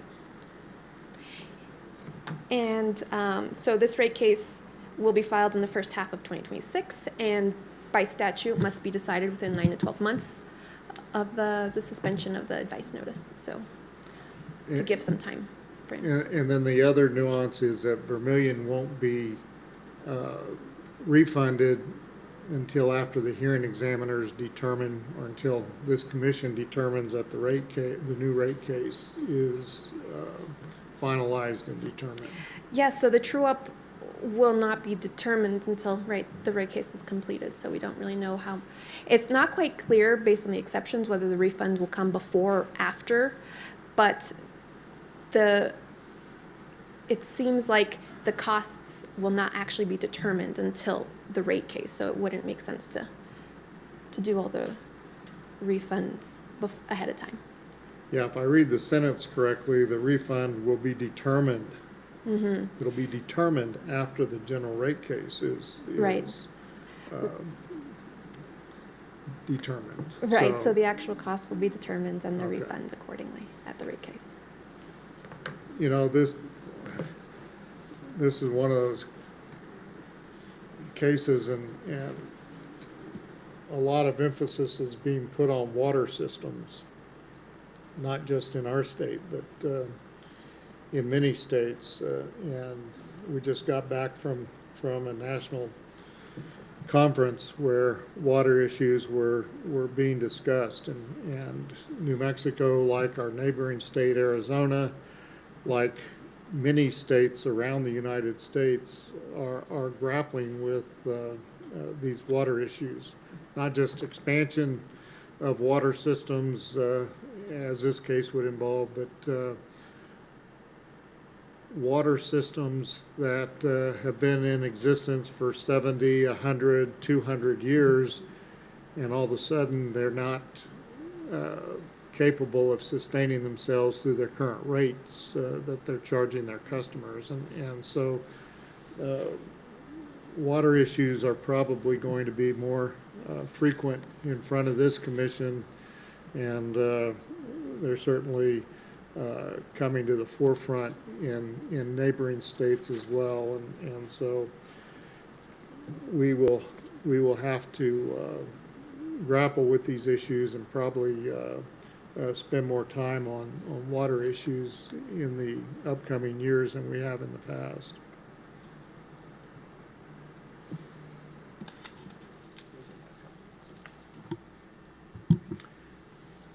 Commissioner O'Connell, do you have any discussion on this item?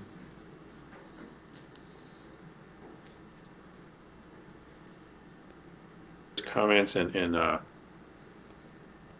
I agree with the proposed final order, so I'll move for adoption of what's been proposed. I will second.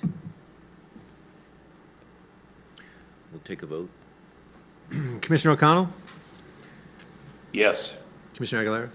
Yes. Commissioner Nybert?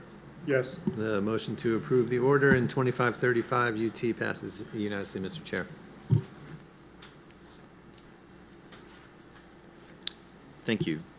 And thank you for the work on this case. Thank you. Now we're on to our discussion and potential action items.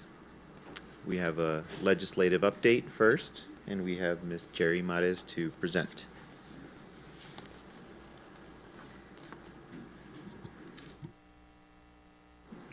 Good morning, Chair and Commissioners. I'm pleased to inform you that our agency bill, HB 70, passed the House unanimously, 66-0, and we're currently awaiting scheduling in the Senate Rules Committee, which is our only assignment, and then hopefully head to the Senate floor. The pace of the session has quickly picked up. As of yesterday, legislators have introduced 686 bills, 308 in the Senate and 378 in the House, along with 91 memorials and 20 resolutions. Mind you, this includes many dummy bills that were introduced at last week's February 4th deadline, and which could still take shape before the session ends next Thursday. I want to just take a minute and provide an update on energy, utility, and wildfire, and some infrastructure measures that are currently under review. Our staff has completed 28 bill analyses across many topics, and I just want to briefly summarize those for you real quick. The first one would be energy transition and generation. We've analyzed several measures focused on generation policy and grid modernization. The overarching theme in this category is balancing decarbonization, reliability, and rate impacts. The next one is wildfire liability and insurance. We've completed analyses on several wildfire-related measures, and the central policy question surrounding those is how to reduce catastrophic risk while protecting ratepayers from excessive cost pass-through, and then also stabilizing the insurance markets.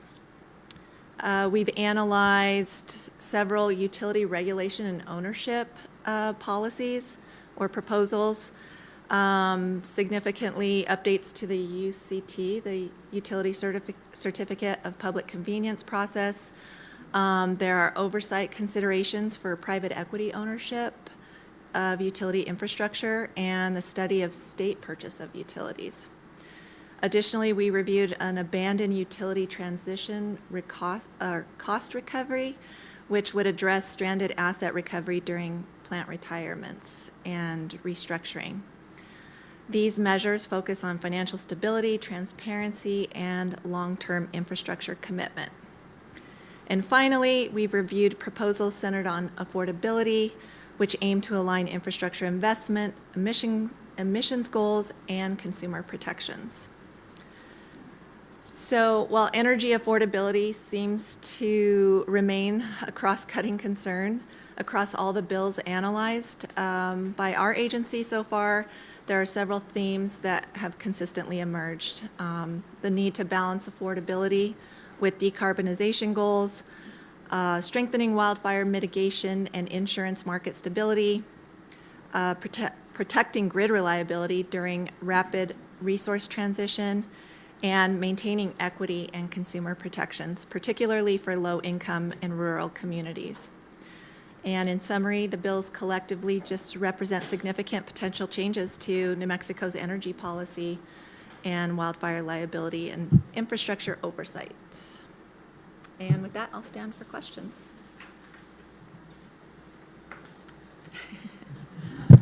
Mr. Chair, I do have one question. There was a bill that was, I guess, expanding maybe our authority to deal with large load microgrids. Is that bill getting any traction? Chair and Commissioner Nybert, that bill was heard in House Energy Environment and Natural Resources.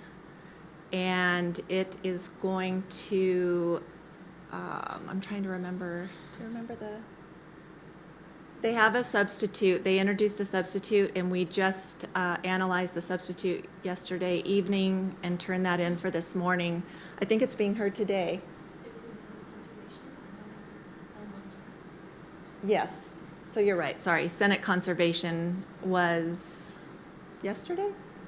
Monday. I don't even know what day it is, I'm sorry. Please don't kill me. It was Tuesday, and now it's being heard today. But I'm trying to remember, is it Senate Finance? Is it a Senate bill or a House bill? It's a Senate bill, sorry. So- Senate Bill 235. So it hasn't passed the Senate yet. No, no. Getting pretty late in the, Tax, Business, and Transportation. Yes. okay. It's being heard this afternoon. And we did submit an analysis on the substitute with the concerns. Yeah. Thank you. I have so many bill numbers in my head and what's happening. I'm sorry. No, thank you for all of the efforts to track, and I know it's a lot, and organize, and, you know, the FIRs and need to be turned around so quickly. Appreciate the updates. Want to check in with Commissioner O'Connell just to make sure. Do you have any questions? No, I appreciate the update, and then also appreciate Jerry and Choya's availability just when I do have questions as things are popping up, so. Yep. Onward. All right. Thank you, Chair. Thank you, Commissioners. Thank you.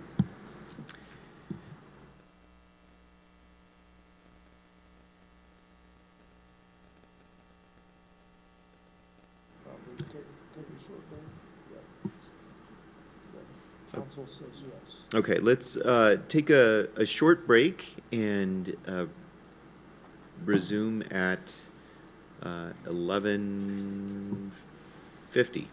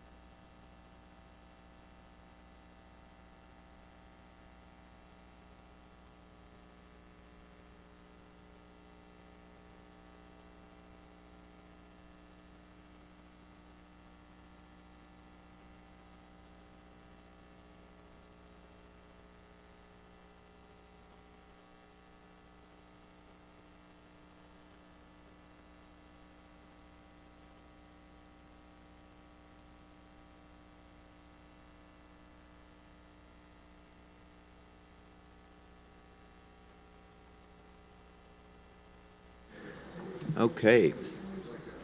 We will resume our meeting. Yeah. Commissioner Miss- Nybert? Mr. Chair, during the break, we were able to look at a couple things that were somewhat confusing, and it goes to show you that without Jennifer, none of us can properly get our stuff done. But we messed up earlier in the meeting with the minutes. Actually, the minutes we need to approve are the January 29th regular open meeting. And there were 2 items on the consent calendar. We thought there was only one. The motion to approve the consent agenda item was one matter. So at this time, I will make a motion to reconsider a previous action, that being the approval of minutes, and that the motion, do we do this motion and then a second motion? Okay. Then the motion to reconsider previous action, being the minutes that were approved earlier in this meeting, needs to be altered. Okay. I will second that motion to reconsider. Take a vote. Yes, and I just wanted to clarify that the agenda that we posted, the properly noticed agenda, the approval of prior meeting minutes section referred to the minutes for the January 29th, 2026 regular open meeting. That was the correct one. The January 21st special open meeting minutes were in a different version of the agenda, a previous draft. So those were the ones that were voted on earlier in this meeting. So we need to change that vote now to a vote on the January 29th regular open meeting minutes. Commissioner O'Connell. Yes. Commissioner Aguilera. Yes. Commissioner Nyberg. Yes. So the motion to reconsider the previous motion approving the January 21st, 2026 special open meeting minutes passes unanimously, and the Now I'll make a motion. Yeah. Mr. Chair, I would move that we approve the minutes of January 29th, 2026 open meeting with one correction, that being Mr. Cameron's absence. Correct. And I believe, who stood in your place? Alejandro. Alejandro stood in his place, so make that one change to those minutes. I will second, and it sounds similar to the motion I made earlier. Yeah, that was exactly your motion. Commissioner O'Connell. Yes. Commissioner Aguilera. Yes. Commissioner Nyberg. Yes. The motion to approve the minutes as edited, the minutes for the January 29th, 2026 regular open meeting passes unanimously, Mr. Chair. And now, Mr. Chair, I'll make a motion to reconsider a previous action, and that was the approval of the consent agenda items. Right, and so is, There'll be a second motion here in a minute. okay, yeah, I will second that motion. Commissioner O'Connell. Yes, and I was sitting here in Georgia looking at things and thought, we're missing Jennifer here today, so this is also the Jennifer Baca appreciation vote. Commissioner Aguilera. Yes. Commissioner Nyberg. Yes. With the motion to revisit the consent agenda vote passes unanimously, Mr. Chair. Mr. Chair, we voted on one consent item, and actually the posted agenda had 2 items on that agenda, and so we need to deal with the second item on the consent calendar, and so I would move that we remove the second item from the consent agenda and place it on the regular action portion of this meeting and allow that presentation to occur. Okay, so just for clarification, that's docket number 2589 UT, and that is a filing by PNM. And so I think since we've already gone through most of the regular action moved on to discussion and potential action. We would just move that to to discuss that case in between discussion and potential action, in between discussion and potential action. So, and we can take that item next, and I do believe that also leaves the initial consent action item kind of lingering, so we will need to take care of that. Now, the first consent item was approved earlier in the meeting, and we're only dealing with the second one, Okay, and that gets Good. moved to the, okay. Yes. All right, so just to kind of clarify, we're going to discuss 2589 UT next. So we have a motion, a second. Commissioner O'Connell? Yes. Commissioner Aguilar? Yes. Commissioner Nybert? Yes. The motion to consider the second consent action item, which is 2589 UT, passes unanimously, Mr. Chair. Okay. So now, after all of that, we have Kevin Getgo to present this item.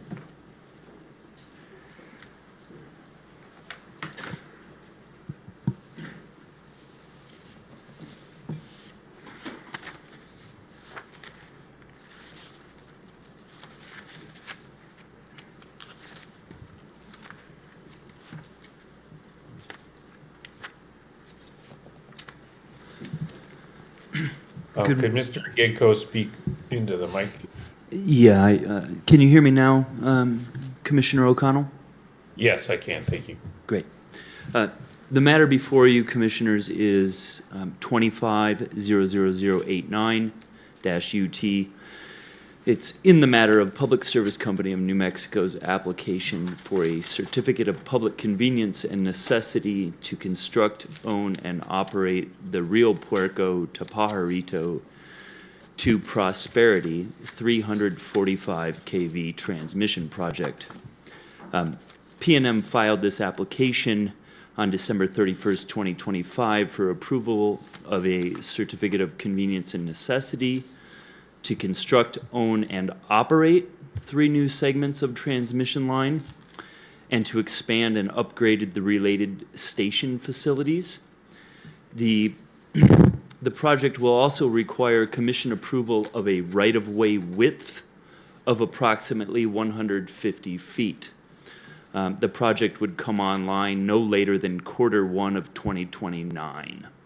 The order before you dismisses the application without prejudice due to a determination that there is a deficiency of information and clarity in the application. It adopts the recommendation made by the hearing examiner in her order recommending dismissal of application without prejudice. That recommendation was clear that this is not, it was not a recommendation with respect to the merits of the project. It was a determination, and that's clear in the recommendation, that to ensure that procedurally this goes forward in an efficient manner, the recommendation was made that PNM refile with additional clarity and information within that application.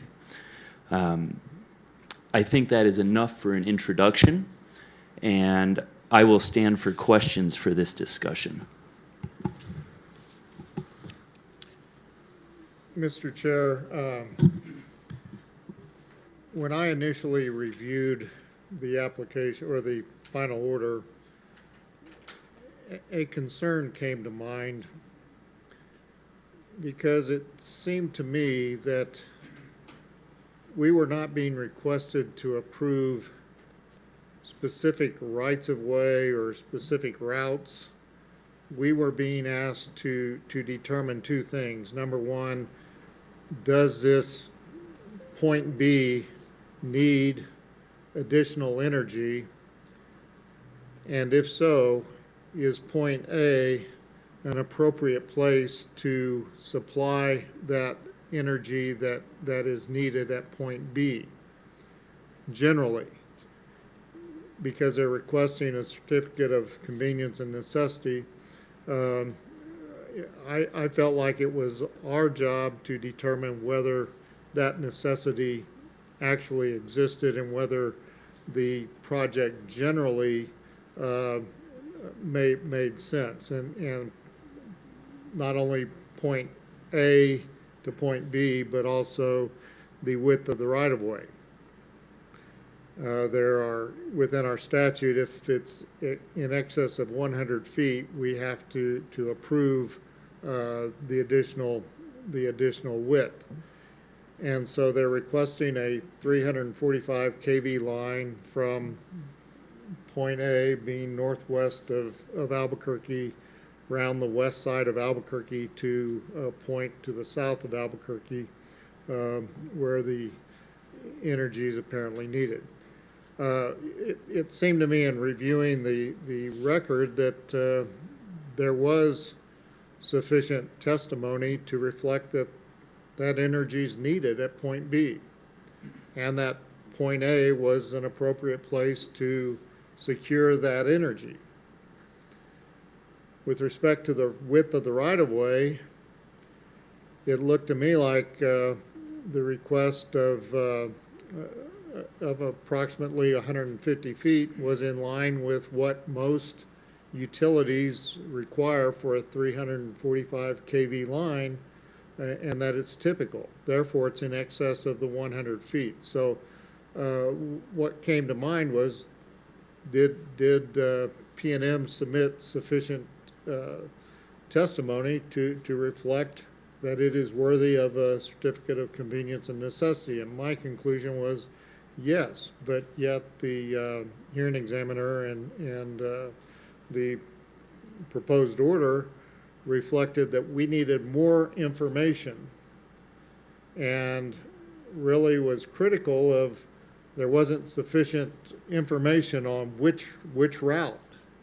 There wasn't sufficient information on why the 150 feet was necessary, or it wasn't specifically 150 feet, it was approximately 150 feet.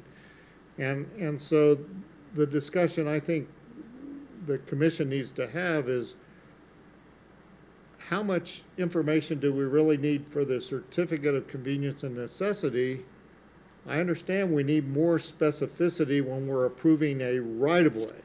You know, it's already been surveyed, the agreements are all set, and you know, they know exactly what they're building. But here, they don't know what they're building. I suspect there's no contracts in place with landowners along that route.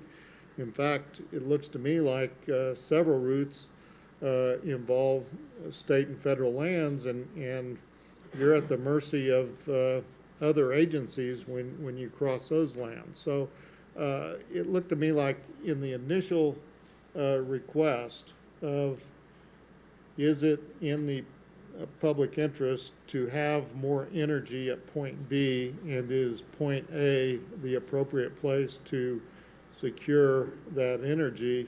It seemed to me that the applicant had presented credible evidence for us to make that determination. So I pushed back on the order somewhat.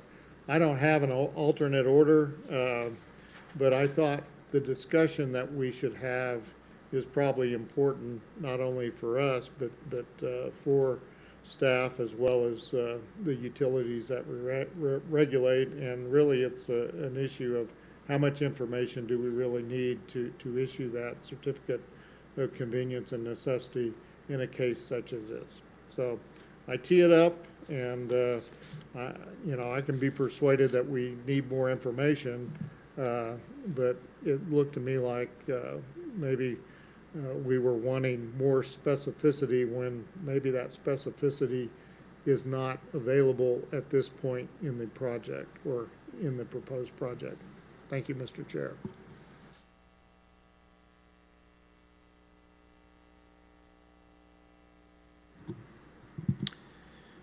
Yeah, and well, thank you for raising that. I will note that I think this was, you know, I viewed this as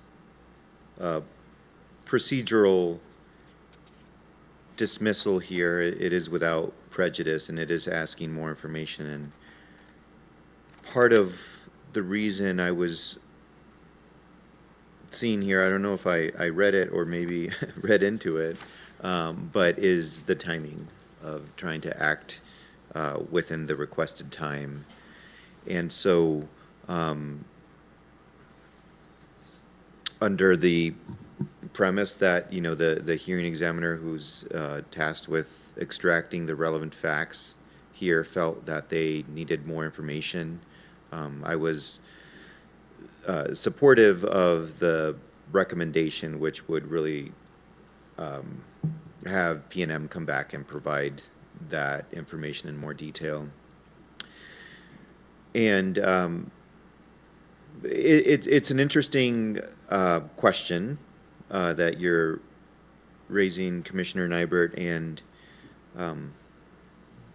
I am remembering some cases. I think like SunZia was initially rejected because it didn't have enough information, although I think that was a case filed seeking under the Location Control Act, and recognize that's not something that the utility is asking for here.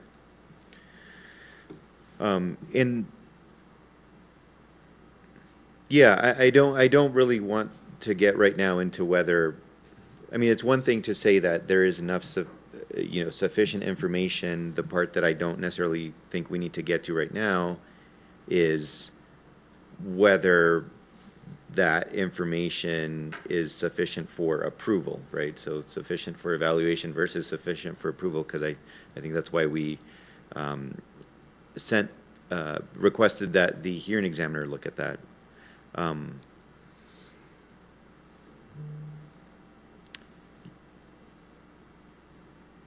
Yeah, I mean, I think that this is maybe one that did not have, as to that specific question, maybe it has enough time to think about, but those are my initial thoughts for now.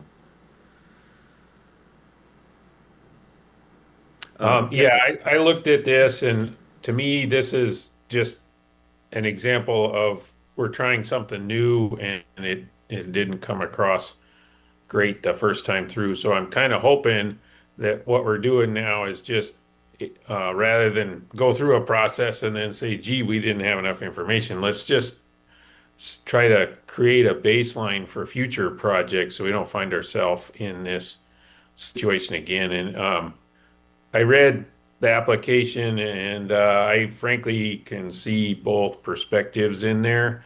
But in this case, we've got to err on the side that, if we're going to err, and I don't think we are, that the application should be clear what's being asked for. And so, like, an example of where it's not clear to me is we've got two different routes, and then both routes are supplied by environmental assessments of those routes, but then no process or suggestion of how we approve two different routes, right? So if we approve this based on two different routes, and then one of those two routes gets selected, what does that really mean that we did here? So it's just confused. You know, I can, again, I sympathize with P&M on this one, and I empathize with the hearing examiner. So I think this is just a moment where we could do a fast no, that'll pull the parties back together to try to figure out how we can make this more direct, less confusing. And my real goal and hope here is that it sets a foundation for, say, pre-filing conversations, so we don't get ourselves in this situation again. So anyway, it was funny because that's what I found when I read through the documents, and frankly, I heard echoes of that when listening to Commissioners Nybert and Aguilera.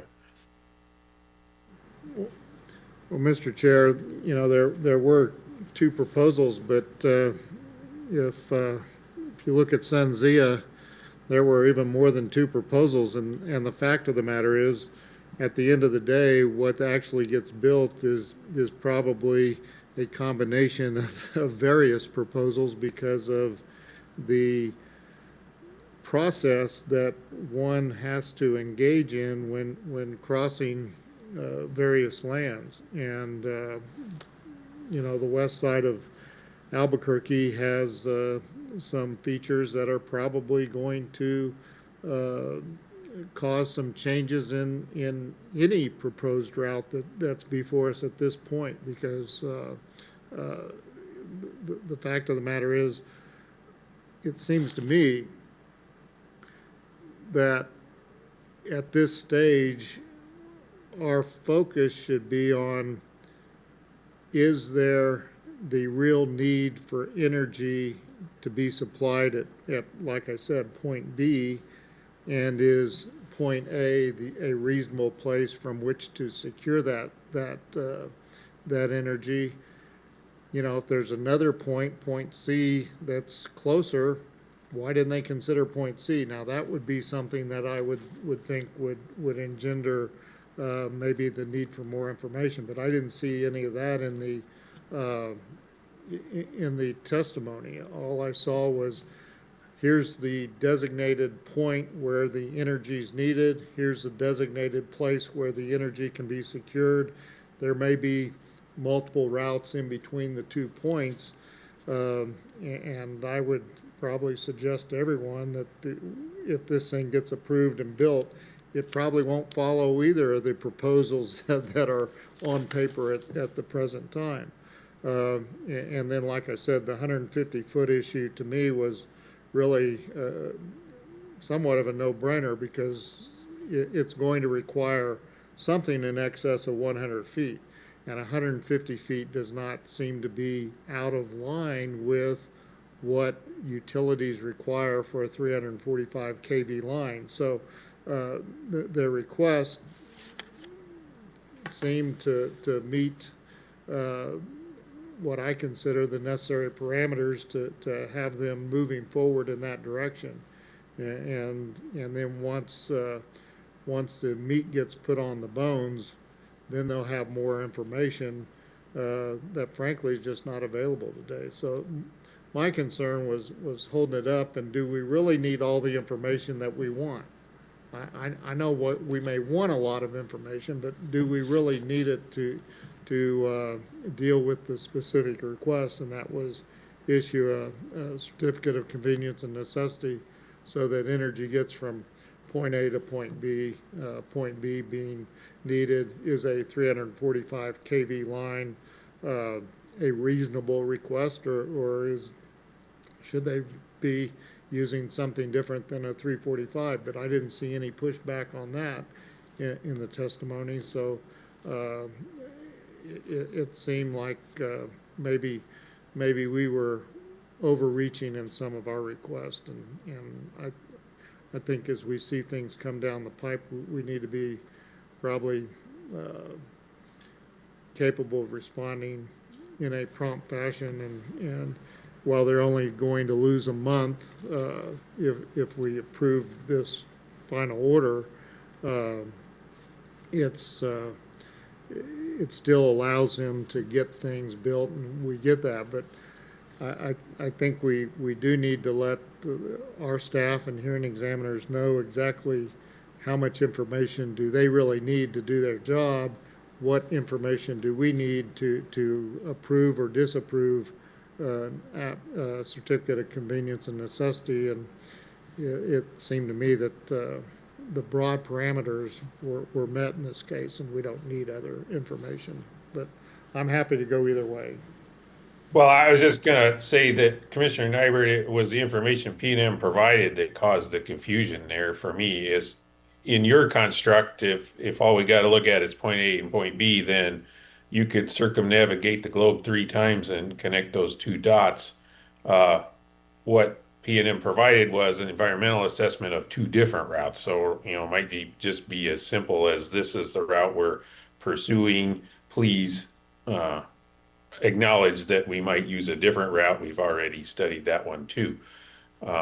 So that you know, if it's really as simple as what you're saying, we don't need all this information, then why did P&M feel compelled to supply it? Is what's driving the confusion for me. So anyway, that's why, again, because we want to get to where we can consider these things correctly and turn them around quickly, let's take the month, have a conversation with utility division staff, get to an agreement on what's really needed to proceed and reboot. Well, looking at connecting point A with point B, yeah, you could do a lot of things, but I think what they proposed in their two proposals were both within the realm of reason. One may be a little shorter than the other, one may avoid certain things. Like I said, they've given us the general vicinity of where they would like it to go. And to me, that's really all that I think we really need to issue the certificate. But it seemed like what we were requesting was more certain information, like stakes in the ground, things like that aren't available at the current time. So anyway, that they wanted to know which one was the preferred route, and maybe there's not a preferred. Maybe they're looking at both of them, and as they get into the public process that they'd have to go through, they will find that one's more preferred than the other, although neither one's going to be easy. So anyway, I thought the discussion would be important to have, even though, like I said, I'm amenable to approving the final order, dismissing the application. But I think it's important that the staff hears what our thoughts may be on the issue, and really how far should we push. Do we need do we need finite diagrams of the entire route? I don't think so. If we do, then we probably need to say so. But I don't think that's what the statute requires. So. Well, I think you hit on maybe the reason why this is here. I think maybe guidance is, because the hearing examiners are trying to do a good job here, and so that's what they felt that they needed. And I'm sure that your comments here are helpful to guide the evaluation. I just want to check in with Mr. Getko to see if there's anything that we haven't considered through this conversation. I guess there would be 2 points I would make. One was because of the timing issue. My understanding from the hearing examiner was that a determination was made that rather, and this was voiced by Commissioner O'Connell, rather than proceed, there was already knowledge in the pre-hearing conference that staff was seeking more information. The hearing examiner wanted more information. Could that be done in a 6-month time frame that was not extendable? And so there was goodwill in a determination that probably the safest route, the best way to work collaboratively with P&M and ensure that there isn't unnecessary delay, was to just hit that pause button, allow for this kind of discussion to happen, and set a good groundwork for moving forward. And so there was nothing rash about that. It was a measured, the discussions that I saw were measured and supportive. The second piece is the way that the order is written, it doesn't ask for stakes in the ground. It doesn't ask for unreasonable detail. It recognizes in paragraphs 7 through 10 that there will be indeterminacy, but asks P&M to be clear in helping the hearing examiner and ultimately the commission understand the process that it foresees for this and how we would go about it, so that going into a tight timeline of 6 months in a situation where you're dealing with an urban area and a lot of stakeholders, and the hearing examiners are always very conscious of proper notice to stakeholders, that the process can get started on the right foot and be run efficiently rather than run into problems down the line. Those would be the 2 points.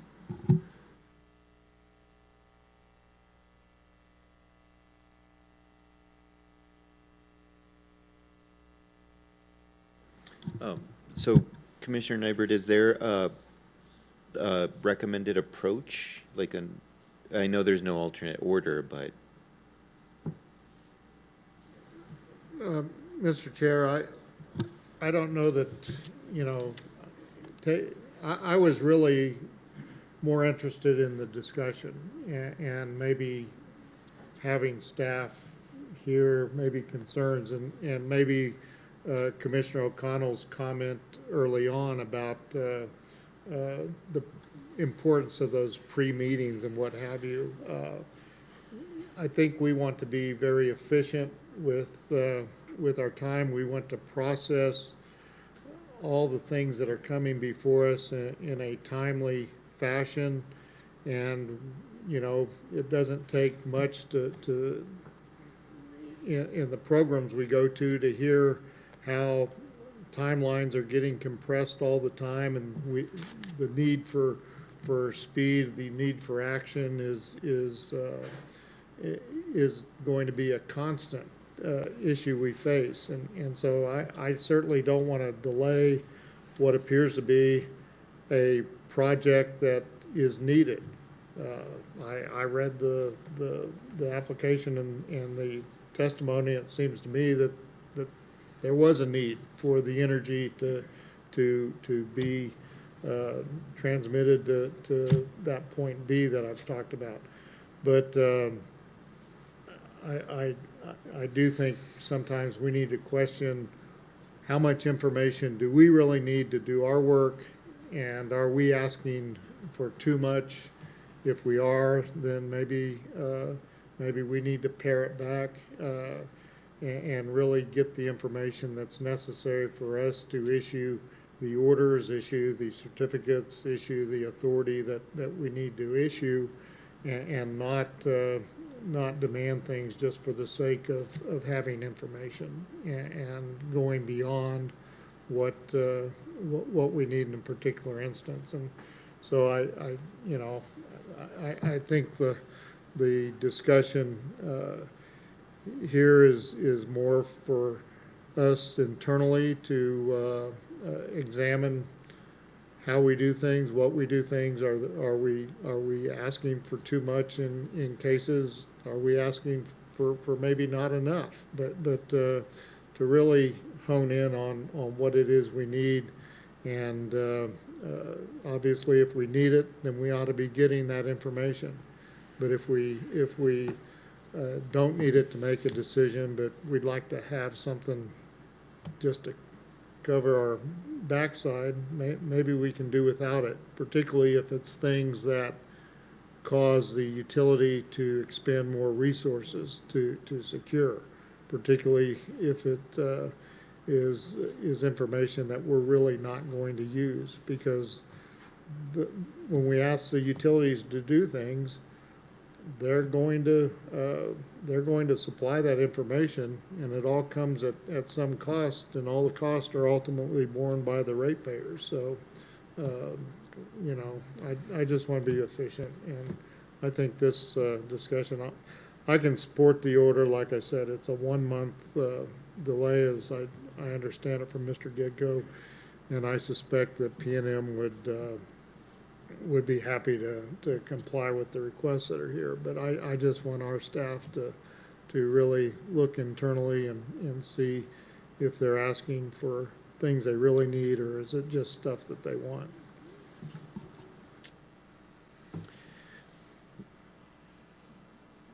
Well, Commissioner Nybert, I certainly agree with all of what you've said.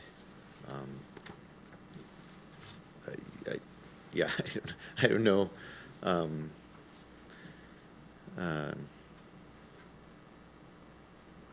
So I mean, we have this order before us, and I agree with you. I think that, you know, we don't we shouldn't be asking for information that we don't need.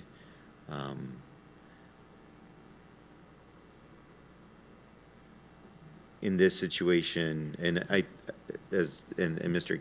Getko confirmed this, it also has to do with the timing and trying to be expedient and make an effort to do this as quickly as possible. I was seeing this more as a procedural part to procedural order to make that timing a reality and to move forward.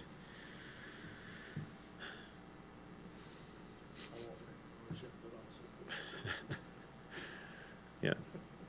Commissioner O'Connell, do you have any other discussion?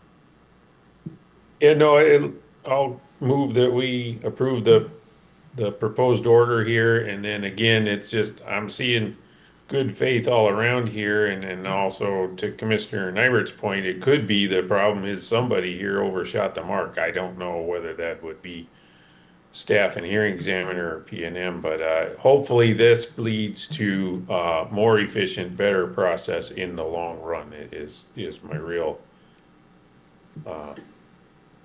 motivation for moving that order that agrees with the recommended decision. Okay, and I will second the motion and also second Commissioner Nybert's comments, if that's a thing. So I think we're ready for a vote unless there's any further discussion. Okay. I think we're Commissioner ready for- O'Connell? Yes. Commissioner Aguilera? Yes. Commissioner Nybert? Yes. The motion to approve the order in 2589 UT passes unanimously, Mr. Chair. Thank you, and thank you for the discussion on this. And Commissioner Aber, I think your Nybert, your conversation will be helpful to staff and hearing examiners as they evaluate the request whenever it comes back. Okay, so now I think we're in a good place to have our last agenda item, and really want to thank our presenters for their patience.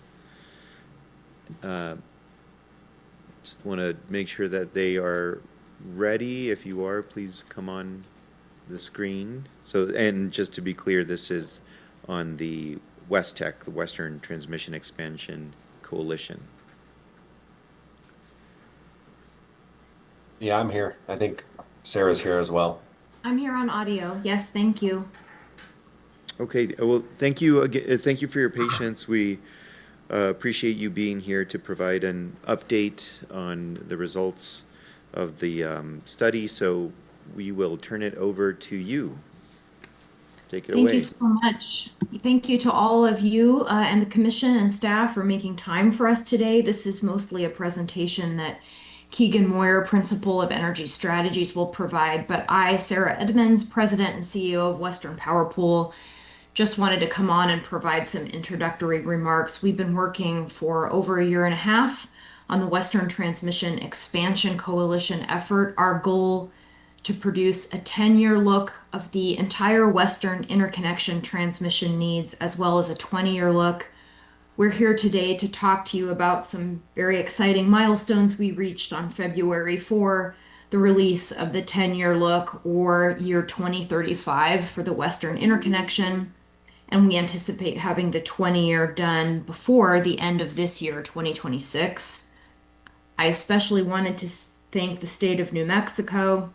In our early days when we were putting together our concept paper and finding our funding, one element of that was our Department of Energy funding under a grant, and for that we needed 2 state sponsors, and the sponsors that came forward were New Mexico and Oregon, and so we're very much indebted for a lot of those Kickstart efforts.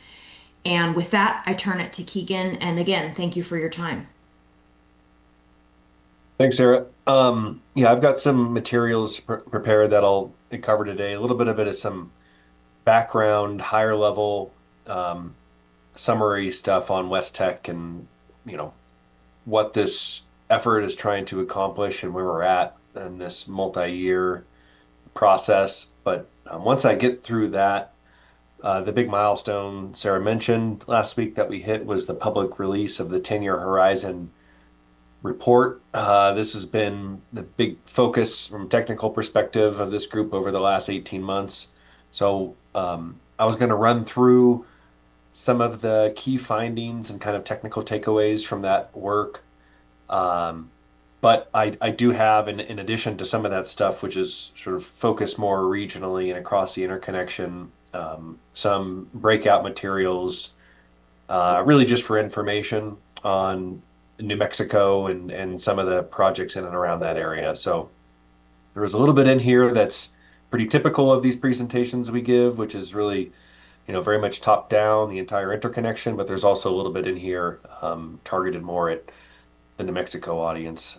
So again, happy to be here, and I'll dig in. I was told, and if this is evolving conditions, let me know that this should last for approximately an hour, and I'd prepared about 30 minutes of materials that I was going to try to run through and then open it up for a question and answer period. So if that's if the plan since change, somebody can let me know. Otherwise, I'll go at that course. Okay, so I was on the wrong slides. So you should be seeing a slide deck now. Sorry for that. I did distributed this to some of the staff, I believe, so you'll have a copy available to dive into. So I'd first like to just start with, what is WESTEC? WESTEC's a West-wide 10 and 20-year horizon transmission study.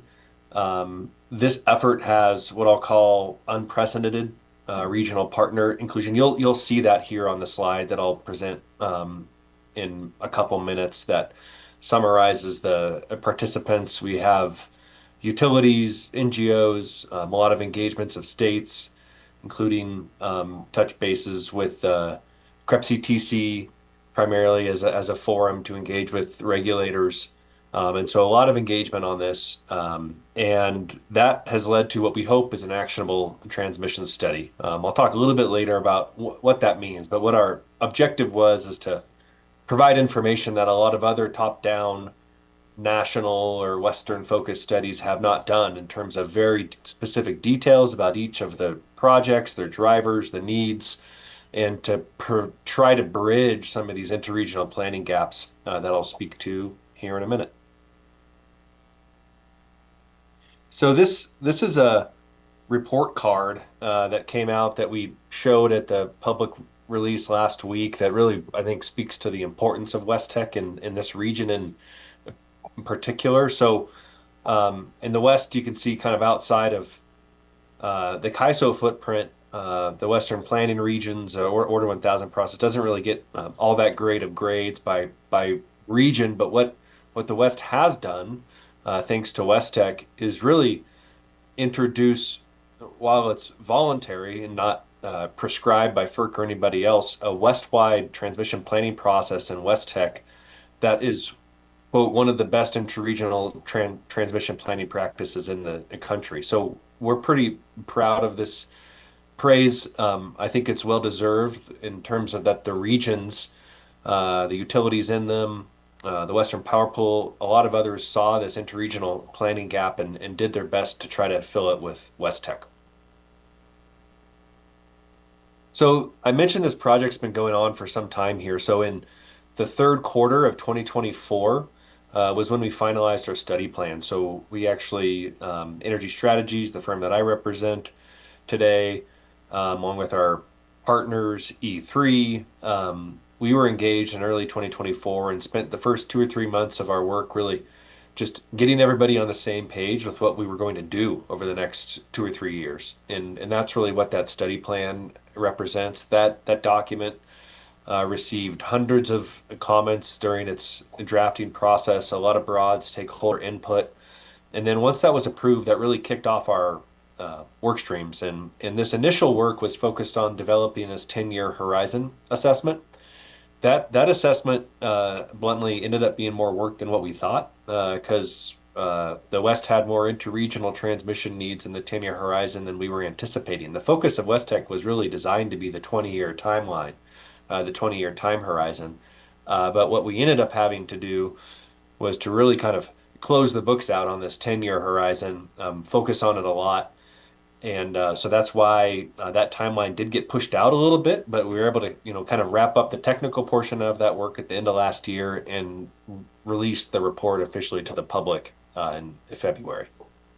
The balance of the project is focused on the 20-year horizon, and that portion of the report will be released in the fourth quarter of this year.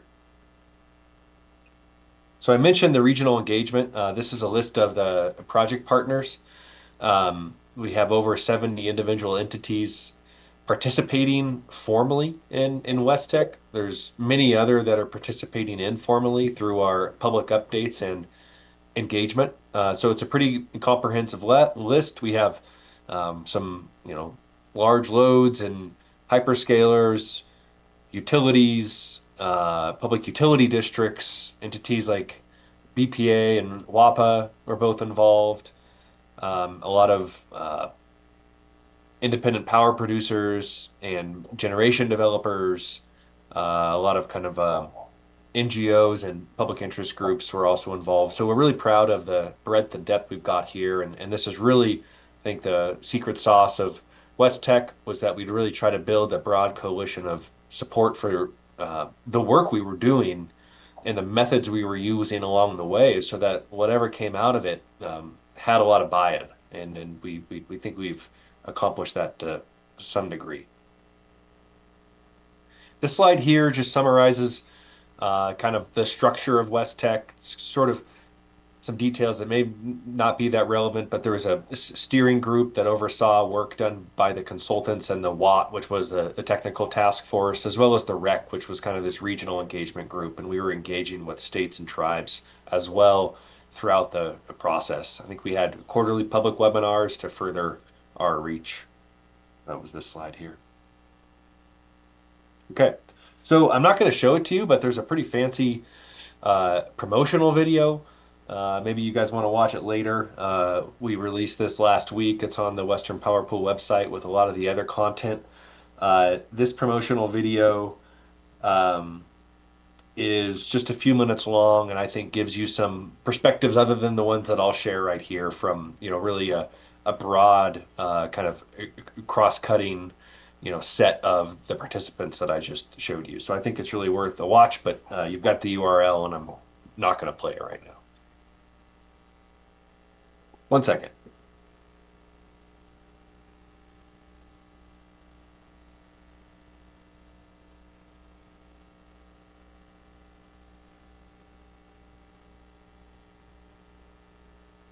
Sorry about that. Had to fix a little technical issue here. So, all right, here is the 10-year horizon study. And I'm going to talk briefly about the methods and some of the key assumptions that impacted this study significantly. And then I'll get into some of the results that we found. So this 10-year horizon study was really a bottoms-up forecasting effort. So the transmission assessment and its results are really the product of sort of what did we assume out in time, and how did we analyze the system. So obviously the three biggest assumptions are the loads that we forecasted out, the starting point transmission topology we assumed, and the amount of generation and where it was located. I'll talk about each of these assumptions briefly, but they're all important and all critical, and if you're to really change any one of them, you would likely get a different view of transmission need. The three studies we did, I'll also touch on briefly. We did what's called a system reliability assessment, which is really just a basic review of reliability criteria and the ability of the grid to adhere to them. We did a deliverability assessment, looks at the ability of the grid to accommodate future transfers of power that are forecasted. Obviously, we're going to be flowing different levels of megawatts that in the future than what we do today. And then we have a congestion study, which looks at economic performance of the grid. And all of the projects in this portfolio that we identified are associated with one or more of these drivers. So we did this study sequentially and iterated through each of these. So the projects we show have and link back to one of these specific needs and drivers. So again, just to recap on why we're doing this, this is an integrated evaluation of Western transmission needs. I think it's fairly well understood. There's a lot of planning processes that unfold locally. So we have interconnection processes for loads and generation. We have transmission service studies within a given jurisdiction. We have processes to assess the local reliability of the system, but we don't have good processes necessarily for extending those analyses to a broad footprint, looking at how reliability needs arise when the grid's operating in a more coordinated fashion. And so that's what West Tech tried to do, looking at interregional transmission gaps and transmission needs under those types of scenarios. So what drove the transmission we found here was really three drivers. One was the degree of load growth that we're forecasting. The study forecasts demand increase of approximately 30%. That's about 3 times the rate that we observed in the prior decade across the West. So a very significant spike in demand. That demand has to be served by energy. So we've got resources coming online at the rate of 20 gigawatts per year. That's twice the rate we've seen historically. Then we're seeing, as a result of that, really significant transfers of power across the West. That happens during critical peak conditions, cold snaps, etc. And so we've got a summary down here. This table summarizes kind of the key metrics, how the grid changes as forecasted in this study from roughly today to the 2035 West Tech case. And as you'll see, we've got strong annualized load growth, more energy on the system, more generation capacity, but a lagging transmission system expansion plan. And so what we note here is that, our transmission system growing by roughly 14% or 1.2% per year simply doesn't keep up with the amount of peak demand growth we're seeing at 2.4%, or annual energy demand at 2.7%. So we did a lot of study work, and I'm going to show you the results of that here. But just from these high-level indicators, it doesn't take too much engineering to tell you that we're likely to need more transmission than what we forecasted, right? And then what we've been building at historically.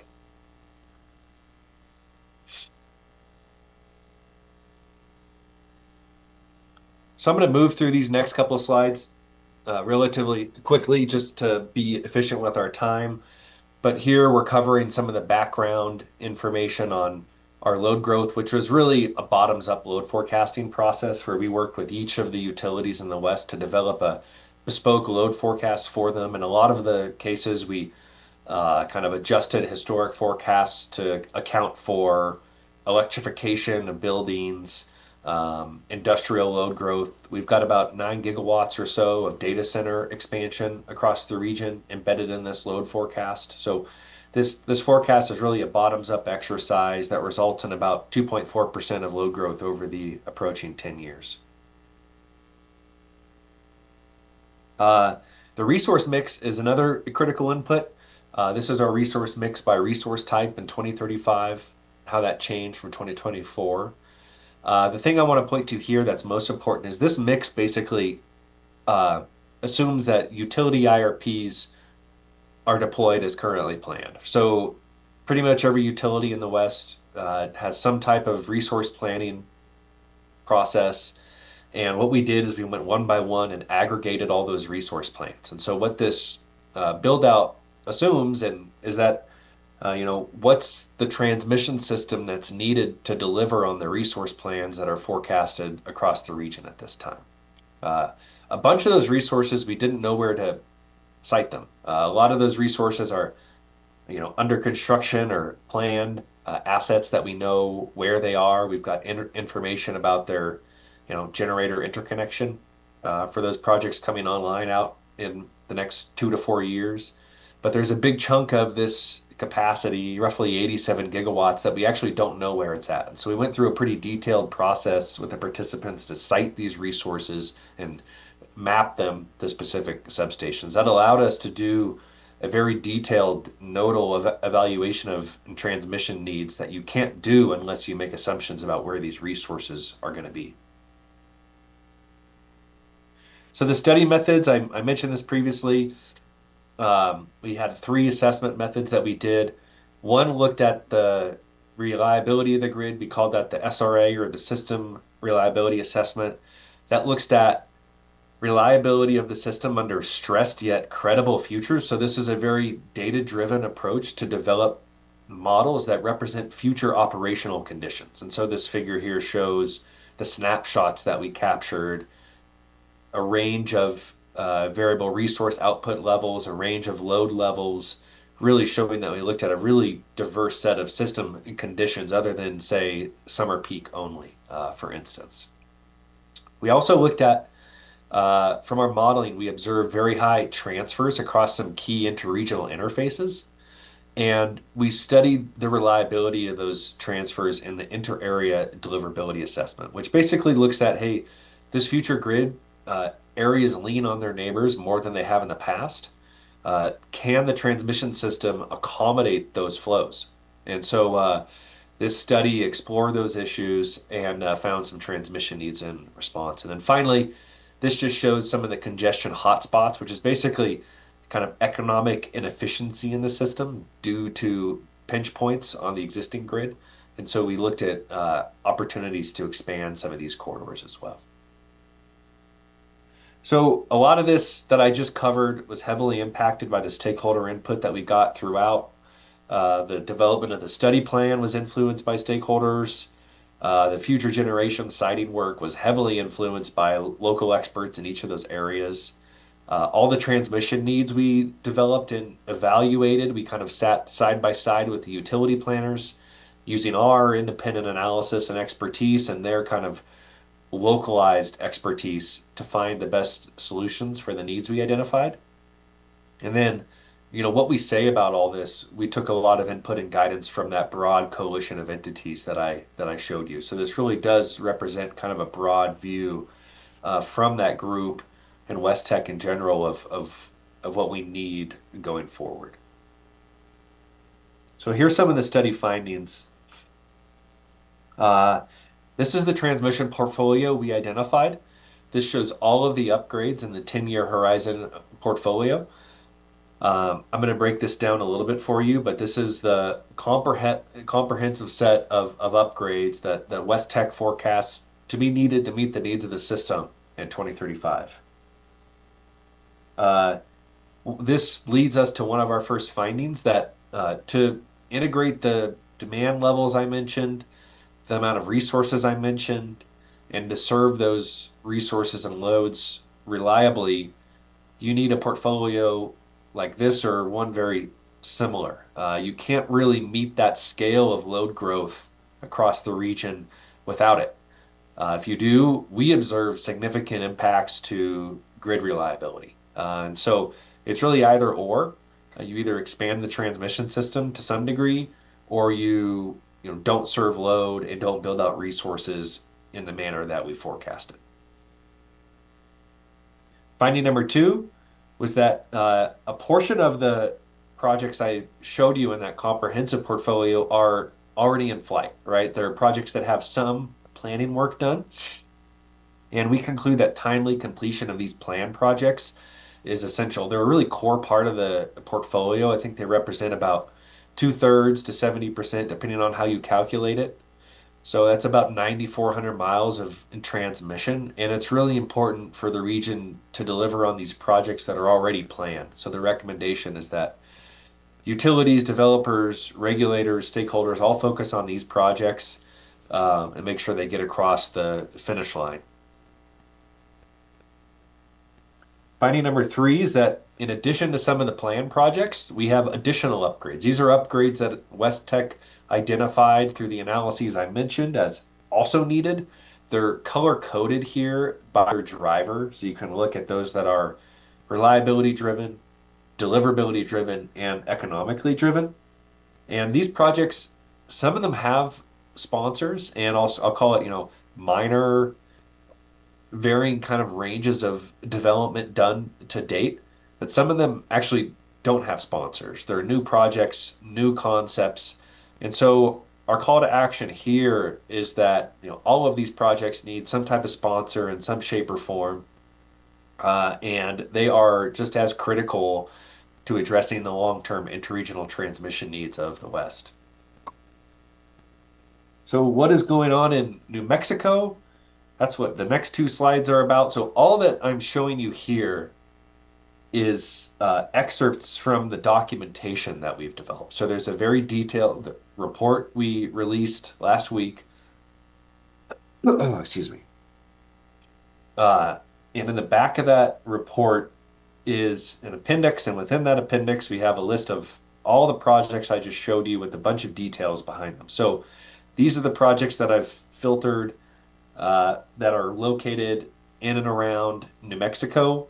If there's any errors in this, they're certainly my own from copying and pasting this in from the report. Obviously, it's not organized by state, so I went through that manually this morning and pulled these out, just so you're able to see in a condensed view the projects that are assumed in the study.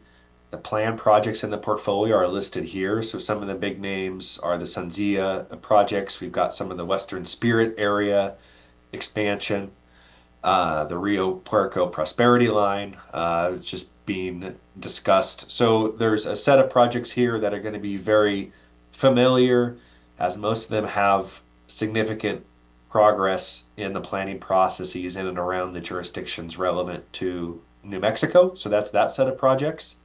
This green set of projects are those we identified in New Mexico. Was one of the areas of the system that had, I would say, material reliability issues that resulted from the assumptions we made. So we have several study cases we did, and in some cases, due to the amount of resources assumed in New Mexico, it's not lost on this group that it's a prime state for wind and solar development. When we looked at the reliability impacts of those, we saw a lot of issues on the system. And so a lot of these projects here, we identified to mitigate a number of those issues. And what you can see here is what the upgrade is, what the rating of the line was ultimately that we put into the plan, the limiting element. So what was the problem with the system? What outage caused that problem? And what scenario were we studying when we saw that problem occur? So there's a lot of information here to digest, and we hope is helpful in exploring these projects further. The final set of projects in New Mexico that we identified had to do with the deliverability scenarios. There were a couple different drivers here. One of the scenarios that we identified was the fact that in the future about 10 or 11 gigawatts of power are going to be moving at any given time from the eastern side of the interconnection to the western side of the interconnection. And when we looked at that, that caused some issues in and around the New Mexico system. So one of the upgrades is along the Rio Puerco to Pintado corridor, which is kind of one of the key paths connecting back to the Four Corners area that a lot of these lines are expanding that. One of the other drivers we observed is that we did a pretty detailed job of modeling some of the deliverability requirements for some of the resources that were assumed to be sited in New Mexico, consistent with portfolios forecasted by the CAISO and the CPUC out in California. And so we did identify system limitations that arose due to the modeling of these resources and the need to deliver them back to California. So there's some upgrades there that also that resulted from that specific issue. So what you'll find in the rest of this deck, and I didn't really plan on spending too much time in here, is further detail on the portfolio. We've got some summaries of the cost of the portfolio. The portfolio that I just showed you in aggregate is about 12,600 line miles. It's got a total cost of about $60 billion. This figure here breaks this up. The good news is about 2/3 of those line miles are planned projects, so we don't have to come up with any new ideas. And the even better news is about 20% of that are under construction or are near construction. The remaining 1/3 of lines, have more to go, have a longer development haul ahead of them, and that's why we're trying to draw some attention to those lines as well as a part of this study. A significant portion of the portfolio is greenfield lines. We just wanted to call some attention to that. Of roughly the 12,000 miles, about 8,500 of them are planned lines that are in new greenfield corridors. So this is a really important subset of the future needs of the system are these lines that are requiring new greenfield rights of way.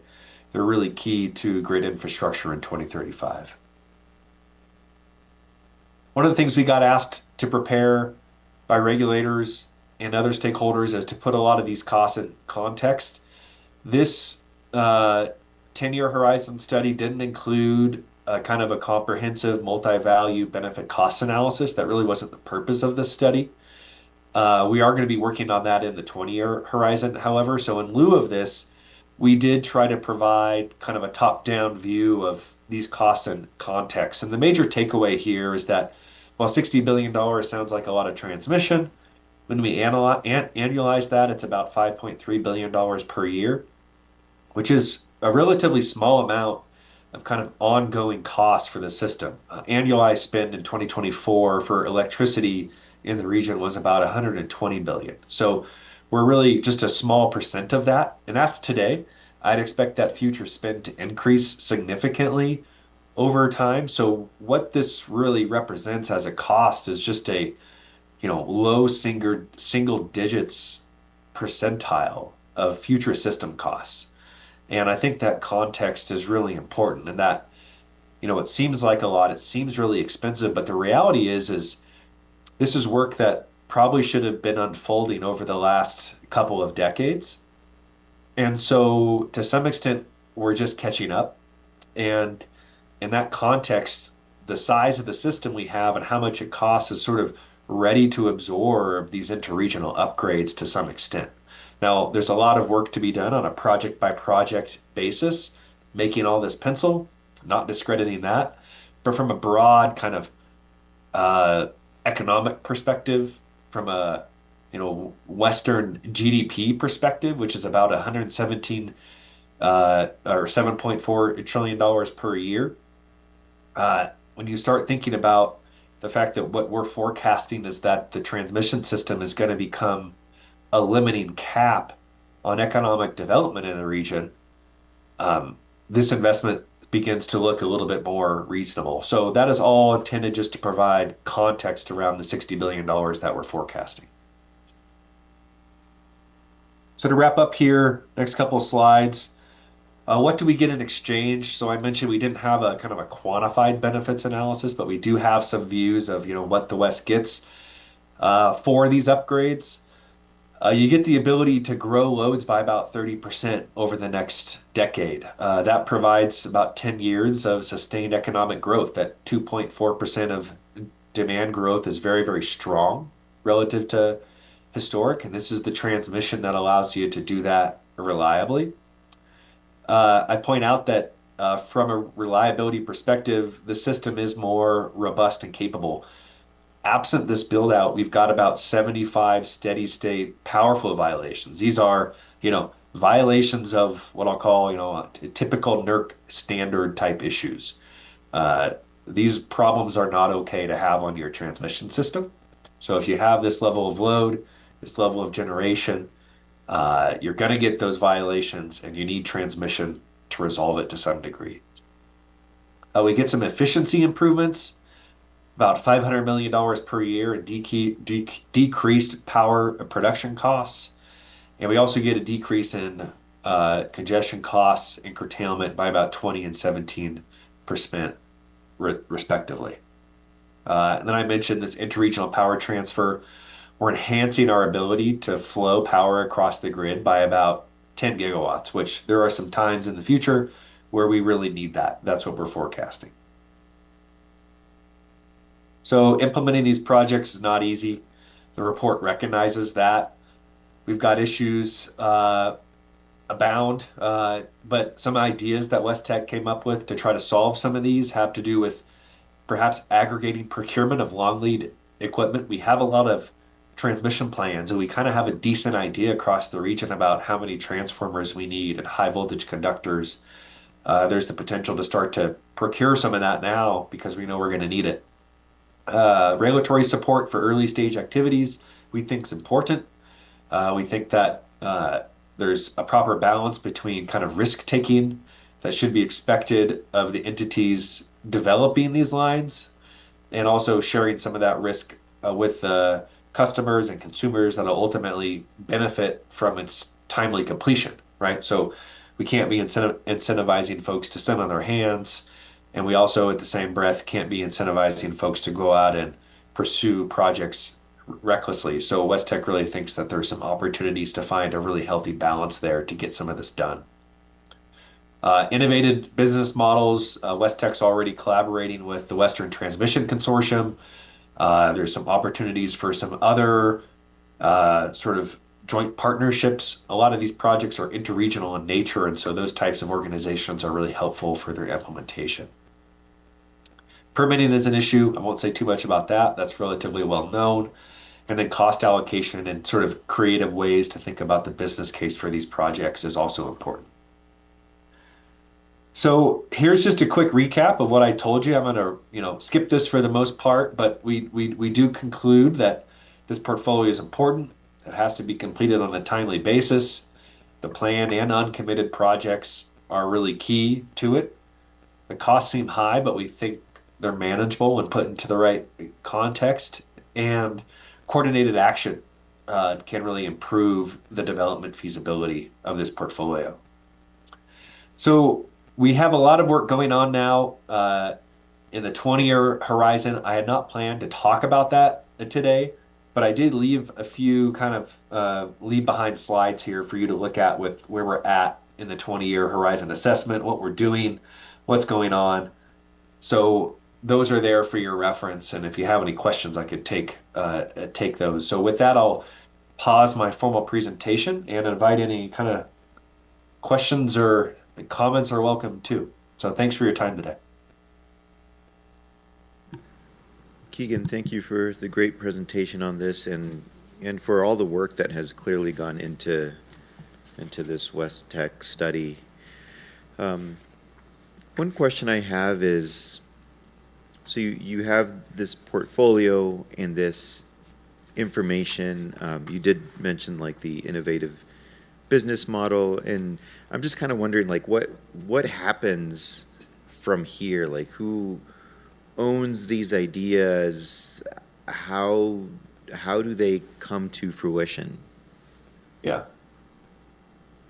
Really great.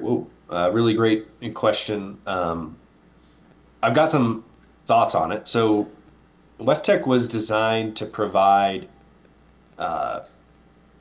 information, right? It's not a construction plan. Western Power Pool doesn't, have a function to build, own, and operate transmission, nor does my firm, right? And so West Tech and the Western Power Pool are definitely not the ones that are going to advance these projects individually, but a lot of the participants engaged in the processes will. So I think it will come down to what type of project are we talking about. I think there are projects in this portfolio that are important interregionally, but are largely, within the jurisdiction of a single area. And what I see this work is doing is it provides a lot of support for those projects that those proponents can use to help support the advancement of them. And I think what this work means is that, hey, these projects within and around our system, speaking of that entity, they fit into a broader interregional picture, right? And I think that's really important as regulators like yourself and others go to look at the efficiency of those investments. So I think that's one type of project and one way that this work could support it. I think the other type of project is projects that are really difficult to accomplish within a single jurisdiction. They require joint action, right, among multiple entities. And there's a number of those projects in this portfolio. And I think what this study does is it shows how they come together and how they provide the ability to meet this kind of aggregate system need by stacking on top of each other. And so while each of those entities involved in that project is ultimately going to have to go back to their regulators and their constituents and get approval and endorsement for those individual investments, right? I think this provides a really great starting point to show how some of those, not all of them necessarily, there could be others, but how some of them work in a coordinated fashion. So we've tried to provide enough information with this work around what the projects are, how much they cost, where do they go, what are their drivers. So those next steps I just mentioned are a lot easier than they would be otherwise. So, Chair Aguilar, I hope that helps a little bit. I know it's not a short answer, but I think that's how this work could help in advancing some of these. Thank you. And just kind of thinking about the level of growth, which seems reasonable, for example, with respect to demand at 2.4 per year, although I'm always shocked at, when you look at the compounded growth, how it quickly turns to 30%. But how did you all come up with that assumption? I'm just kind of thinking about large loads and how those may or may not have fit into the assumptions of growth. Yeah, I'll answer the first question about the kind of the foundation of the load forecast, which really what we did is all of the balancing areas are required to submit load forecasts to WEC every year. And so we started with the latest version of those when we were building this model. And what we did is we reviewed them individually with each of the areas and kind of audited them and looked at some of the forecasts that NREL had put together for their scenarios that maybe in some areas accounted for electrification at a rate that was more reasonable, as kind of it was a moving target right around the time we were doing this work. In some cases, we adopted some of those higher forecasts. So that was one factor that changed, is we really worked towards the load forecast that a lot of the utility transmission planners feel that they're being fed, right? And that's kind of what West Tech's about. It's a transmission view of sort of what the region feels is being thrown at us. And so that was one driver. The other was those large loads. And we went through basically area by area basis. Hey, what large loads do you feel are firm enough to, bake into this forecast? We backed out and kind of looked at the data, and it's about 9 gigawatts or so of those large point loads, i.e. the data center type loads. And by any measure, looking at forecasts out there, that's not very much. That's pretty conservative. And we came to a crossroads in the study where we knew that, and we decided to proceed with that lower number anyhow. And the reason we did that is because we, could have increased that to 20 or 30 or 50 gigawatts and been within some of the range of forecasts in the region, but we felt that would have made the outcome of the work contingent on those loads coming to pass. And we didn't want to make that trade-off, right? We didn't want to have this transmission story be if this, then this, right? We wanted to say, this is a minimum build, and if you're integrating more loads within your area, it's going to be greater.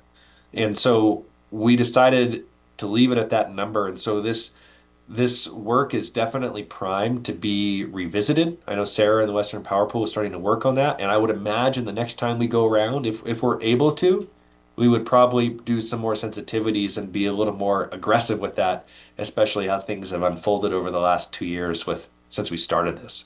So that's my answer there. I let me know if that's not clear. Yeah, that is clear. So thank you for that. And in slide 25, it shows in terms of the total cost and project count, how far along we are.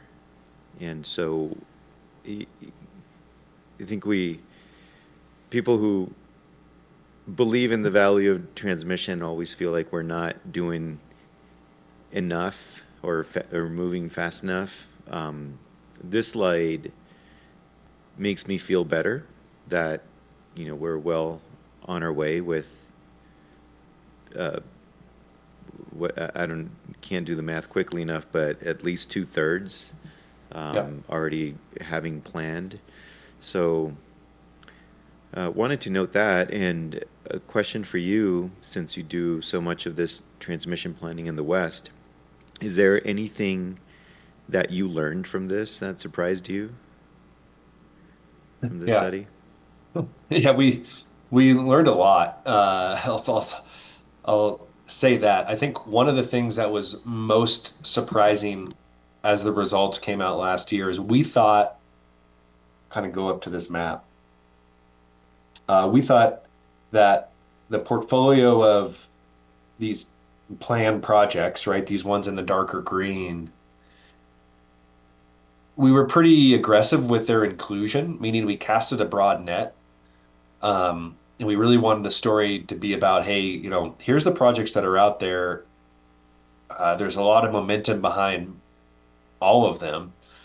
Let's assume they come to pass. And I was kind of left thinking, okay, a couple more months, I'll be able to start focusing on the 20-year timeline because that's probably going to be enough, right? And that wasn't the case, right? We went through the assessments I mentioned, and just due to how much things are evolving on the grid, they simply weren't sufficient. And so we had to come up with a whole bunch more ideas, right? And so these lines in green were the new ideas, that lighter green. And so I think the amount that we had, while the planned projects, I think, are really excellent in grid investments, there's a lot of progress behind them. The grid needs them in one way, shape, or form. I was surprised they weren't enough. And we've got the analysis to show that they weren't, and everything tracks back to a finding, right? A technical outcome. So that's the thing that surprised me the most over the last year, was just how much more we needed. Okay, well, thank you. Thank you for that. Commissioners Nyberg or O'Connell, do you have any questions? I just have two questions, Mr. Chair. You used a term that I'm not familiar with, and you talked about planned greenfield lines. What is a greenfield line? Yeah, that's a great question. Short answer, it's a line that requires material new rights of way. Okay. We think of transmission, at least how we characterize it in this report, in just a handful of categories. Greenfield transmission is, I was listening to your conversation earlier, we need to go from point A to point B and we don't have a corridor, and even if we do, we have to expand that corridor significantly, right? That's what we would characterize in this study as greenfield transmission. It's a new right of way. We also have in this study upgrades that use existing rights of way, and they're really one of two types. They're either upgrades that we simply are replacing the conductors on existing towers. It's just a reconductoring project, sometimes with advanced conductors. And then we also have rebuilds, which is basically you tear down the existing line, but you don't have to get new rights of way, and you can build a new piece of transmission infrastructure largely within that existing corridor. And those three types of projects is pretty much how we've classified things in this study. Thank you.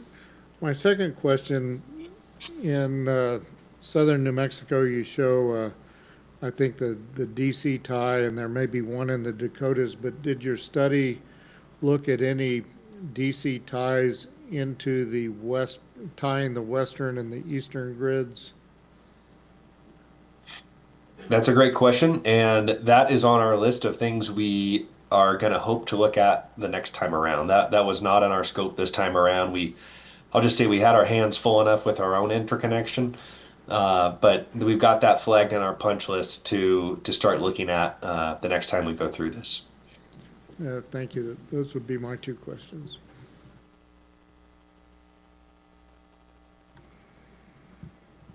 Yeah, I didn't have any questions, but I had a couple of comments, and the potential irony between what I'm about to say and what I just did isn't lost on me. So before we go there, first of all, just let's go, I want to say thank you to you, Keegan, and especially to you, Sarah, for the efforts here. This is one of those situations where the real value in this is if we're going to go far, we need to go together.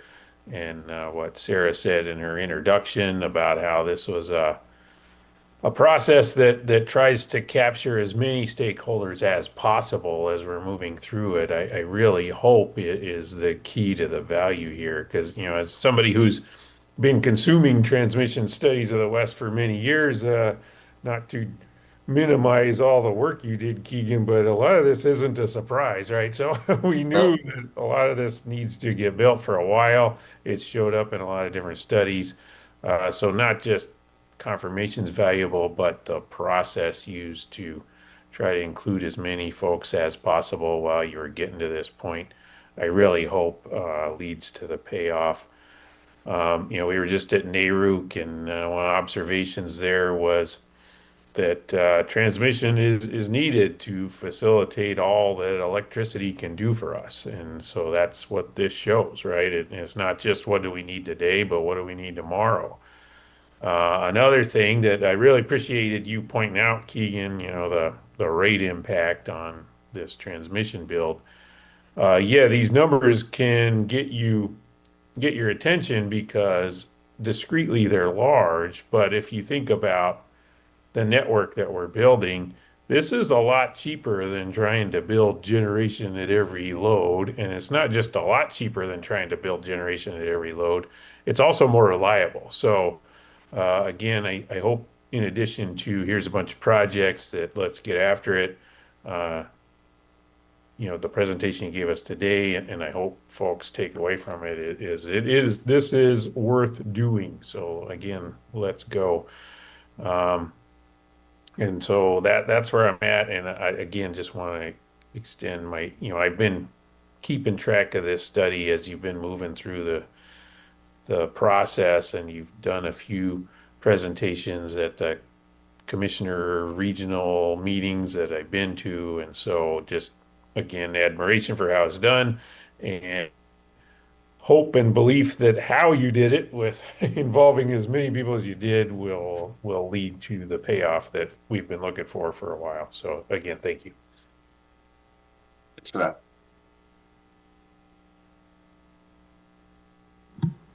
Yeah, I echo those remarks as well. Thank you for involving us and some of our staff in the efforts that led to this study.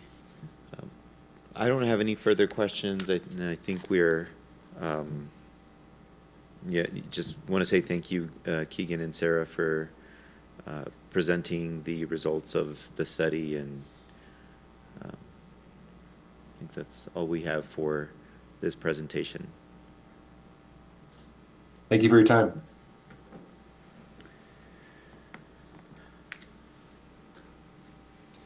Okay, so next item on our agenda is communications with Chief of Staff.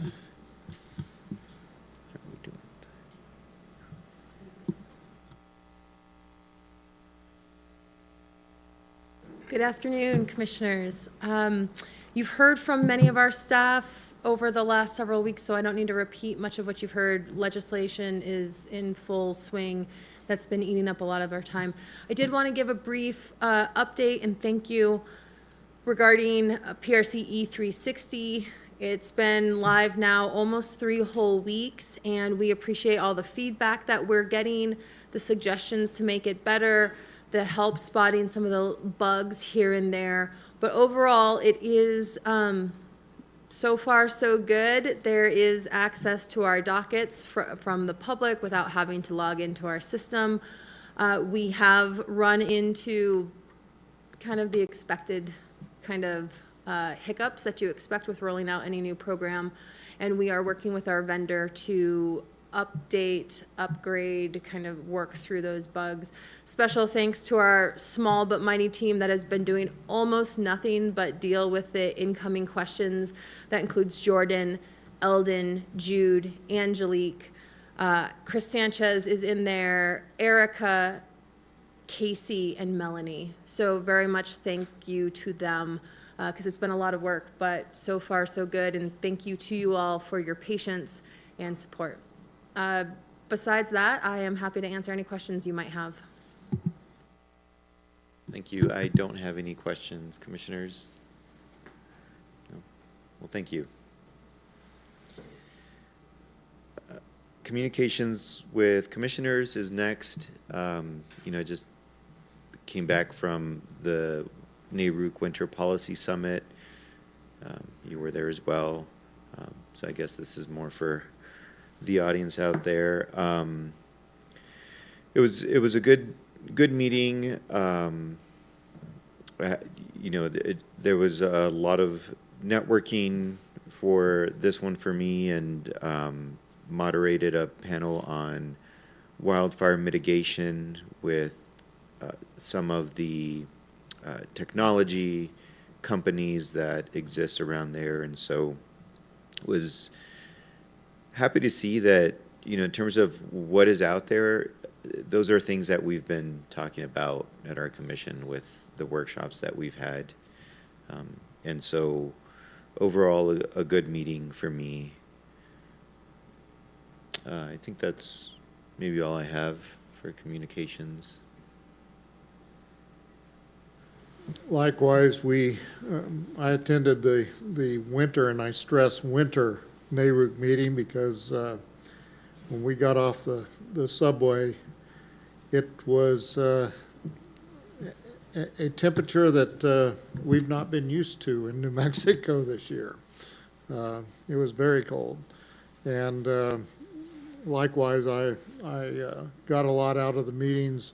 I'd like to relay, I had a chance to talk to Peter Ambler at Pano, and he told me that there's 11 projects in New Mexico. They're working with PNM, with the state forester, with counties and other entities to get some of the wildfire detection equipment that they have up and running. And so I was pleased to hear that, and hopefully it'll be up and running soon because it's been pretty dry out there.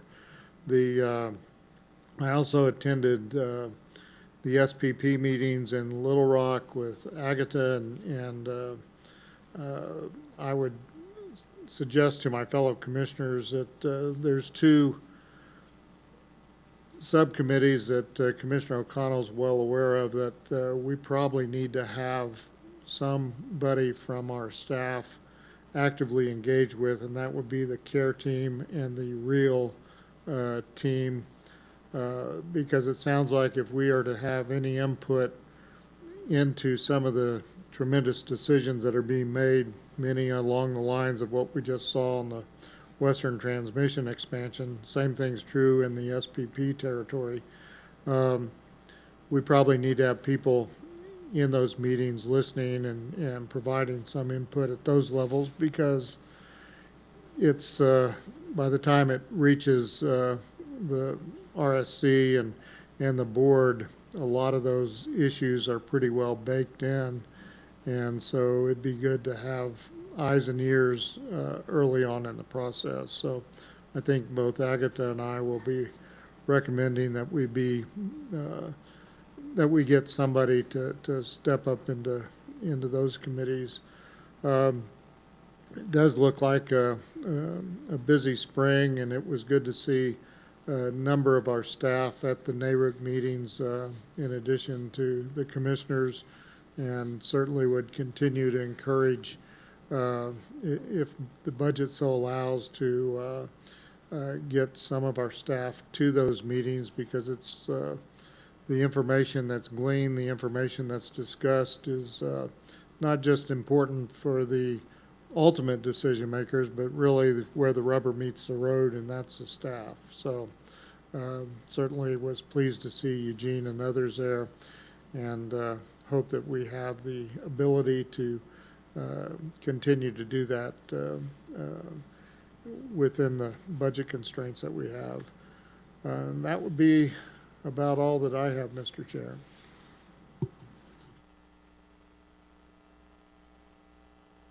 Yeah, thanks. And I agree with what you said, Commissioner Nybert. If Chair Bartlett from Maine says it's cold, it is cold. So it was weird to go from Albuquerque to 0 to then Georgia, where it's back to 70 degrees in the same week. But anyway, that NARUC was valuable and interesting. And then I went from there to start my new duty, which is the member representative committee for NERC. And so that's very similar to what I was doing for WEC on the member advisory committee. It's just, stepping up to more the federal level, and quite a few Canadians here too. Interesting to reconnect with a couple folks I had worked with in my previous employment. With Ron Talbot was just elected to the Board of Governors, and John Harlow's the president of this member representative committee. So anyway, it's been nice to reconnect with them and talk about how much things have changed in a short period of time. And then, looking forward to this afternoon, I will be on the virtual public comment session. Again, I'll be calling in here from Georgia and then traveling home tomorrow. And then next week, going to spend a couple days at Santa Fe Institute with some researchers that think about grid governance topics, and I feel like I get more out of that than I contribute, but they're happy to have a commissioner there to help just put some reality check or human cast on some of these economic theories, like, is it a common good or public good? And then, RTOs, are they governed like clubs or something else? So those are the type of things that I'll be talking about a little bit Thursday and Friday of next week. And then then after that, I'm going to go on vacation. So I haven't been on vacation for a while, and I will be again virtual 2 weeks from now. I will call in from the road next week, or 2 weeks from now, because I know we've got some important items on the agenda, and appreciate that, as always, the willingness of this commission to talk through issues and try to get to consensus without also pursuing the least common denominator. So I really think that's something that we've been doing, and looking forward to continuing to do that with this commission. Well, thank you. I think with that, then we are done and we're adjourned.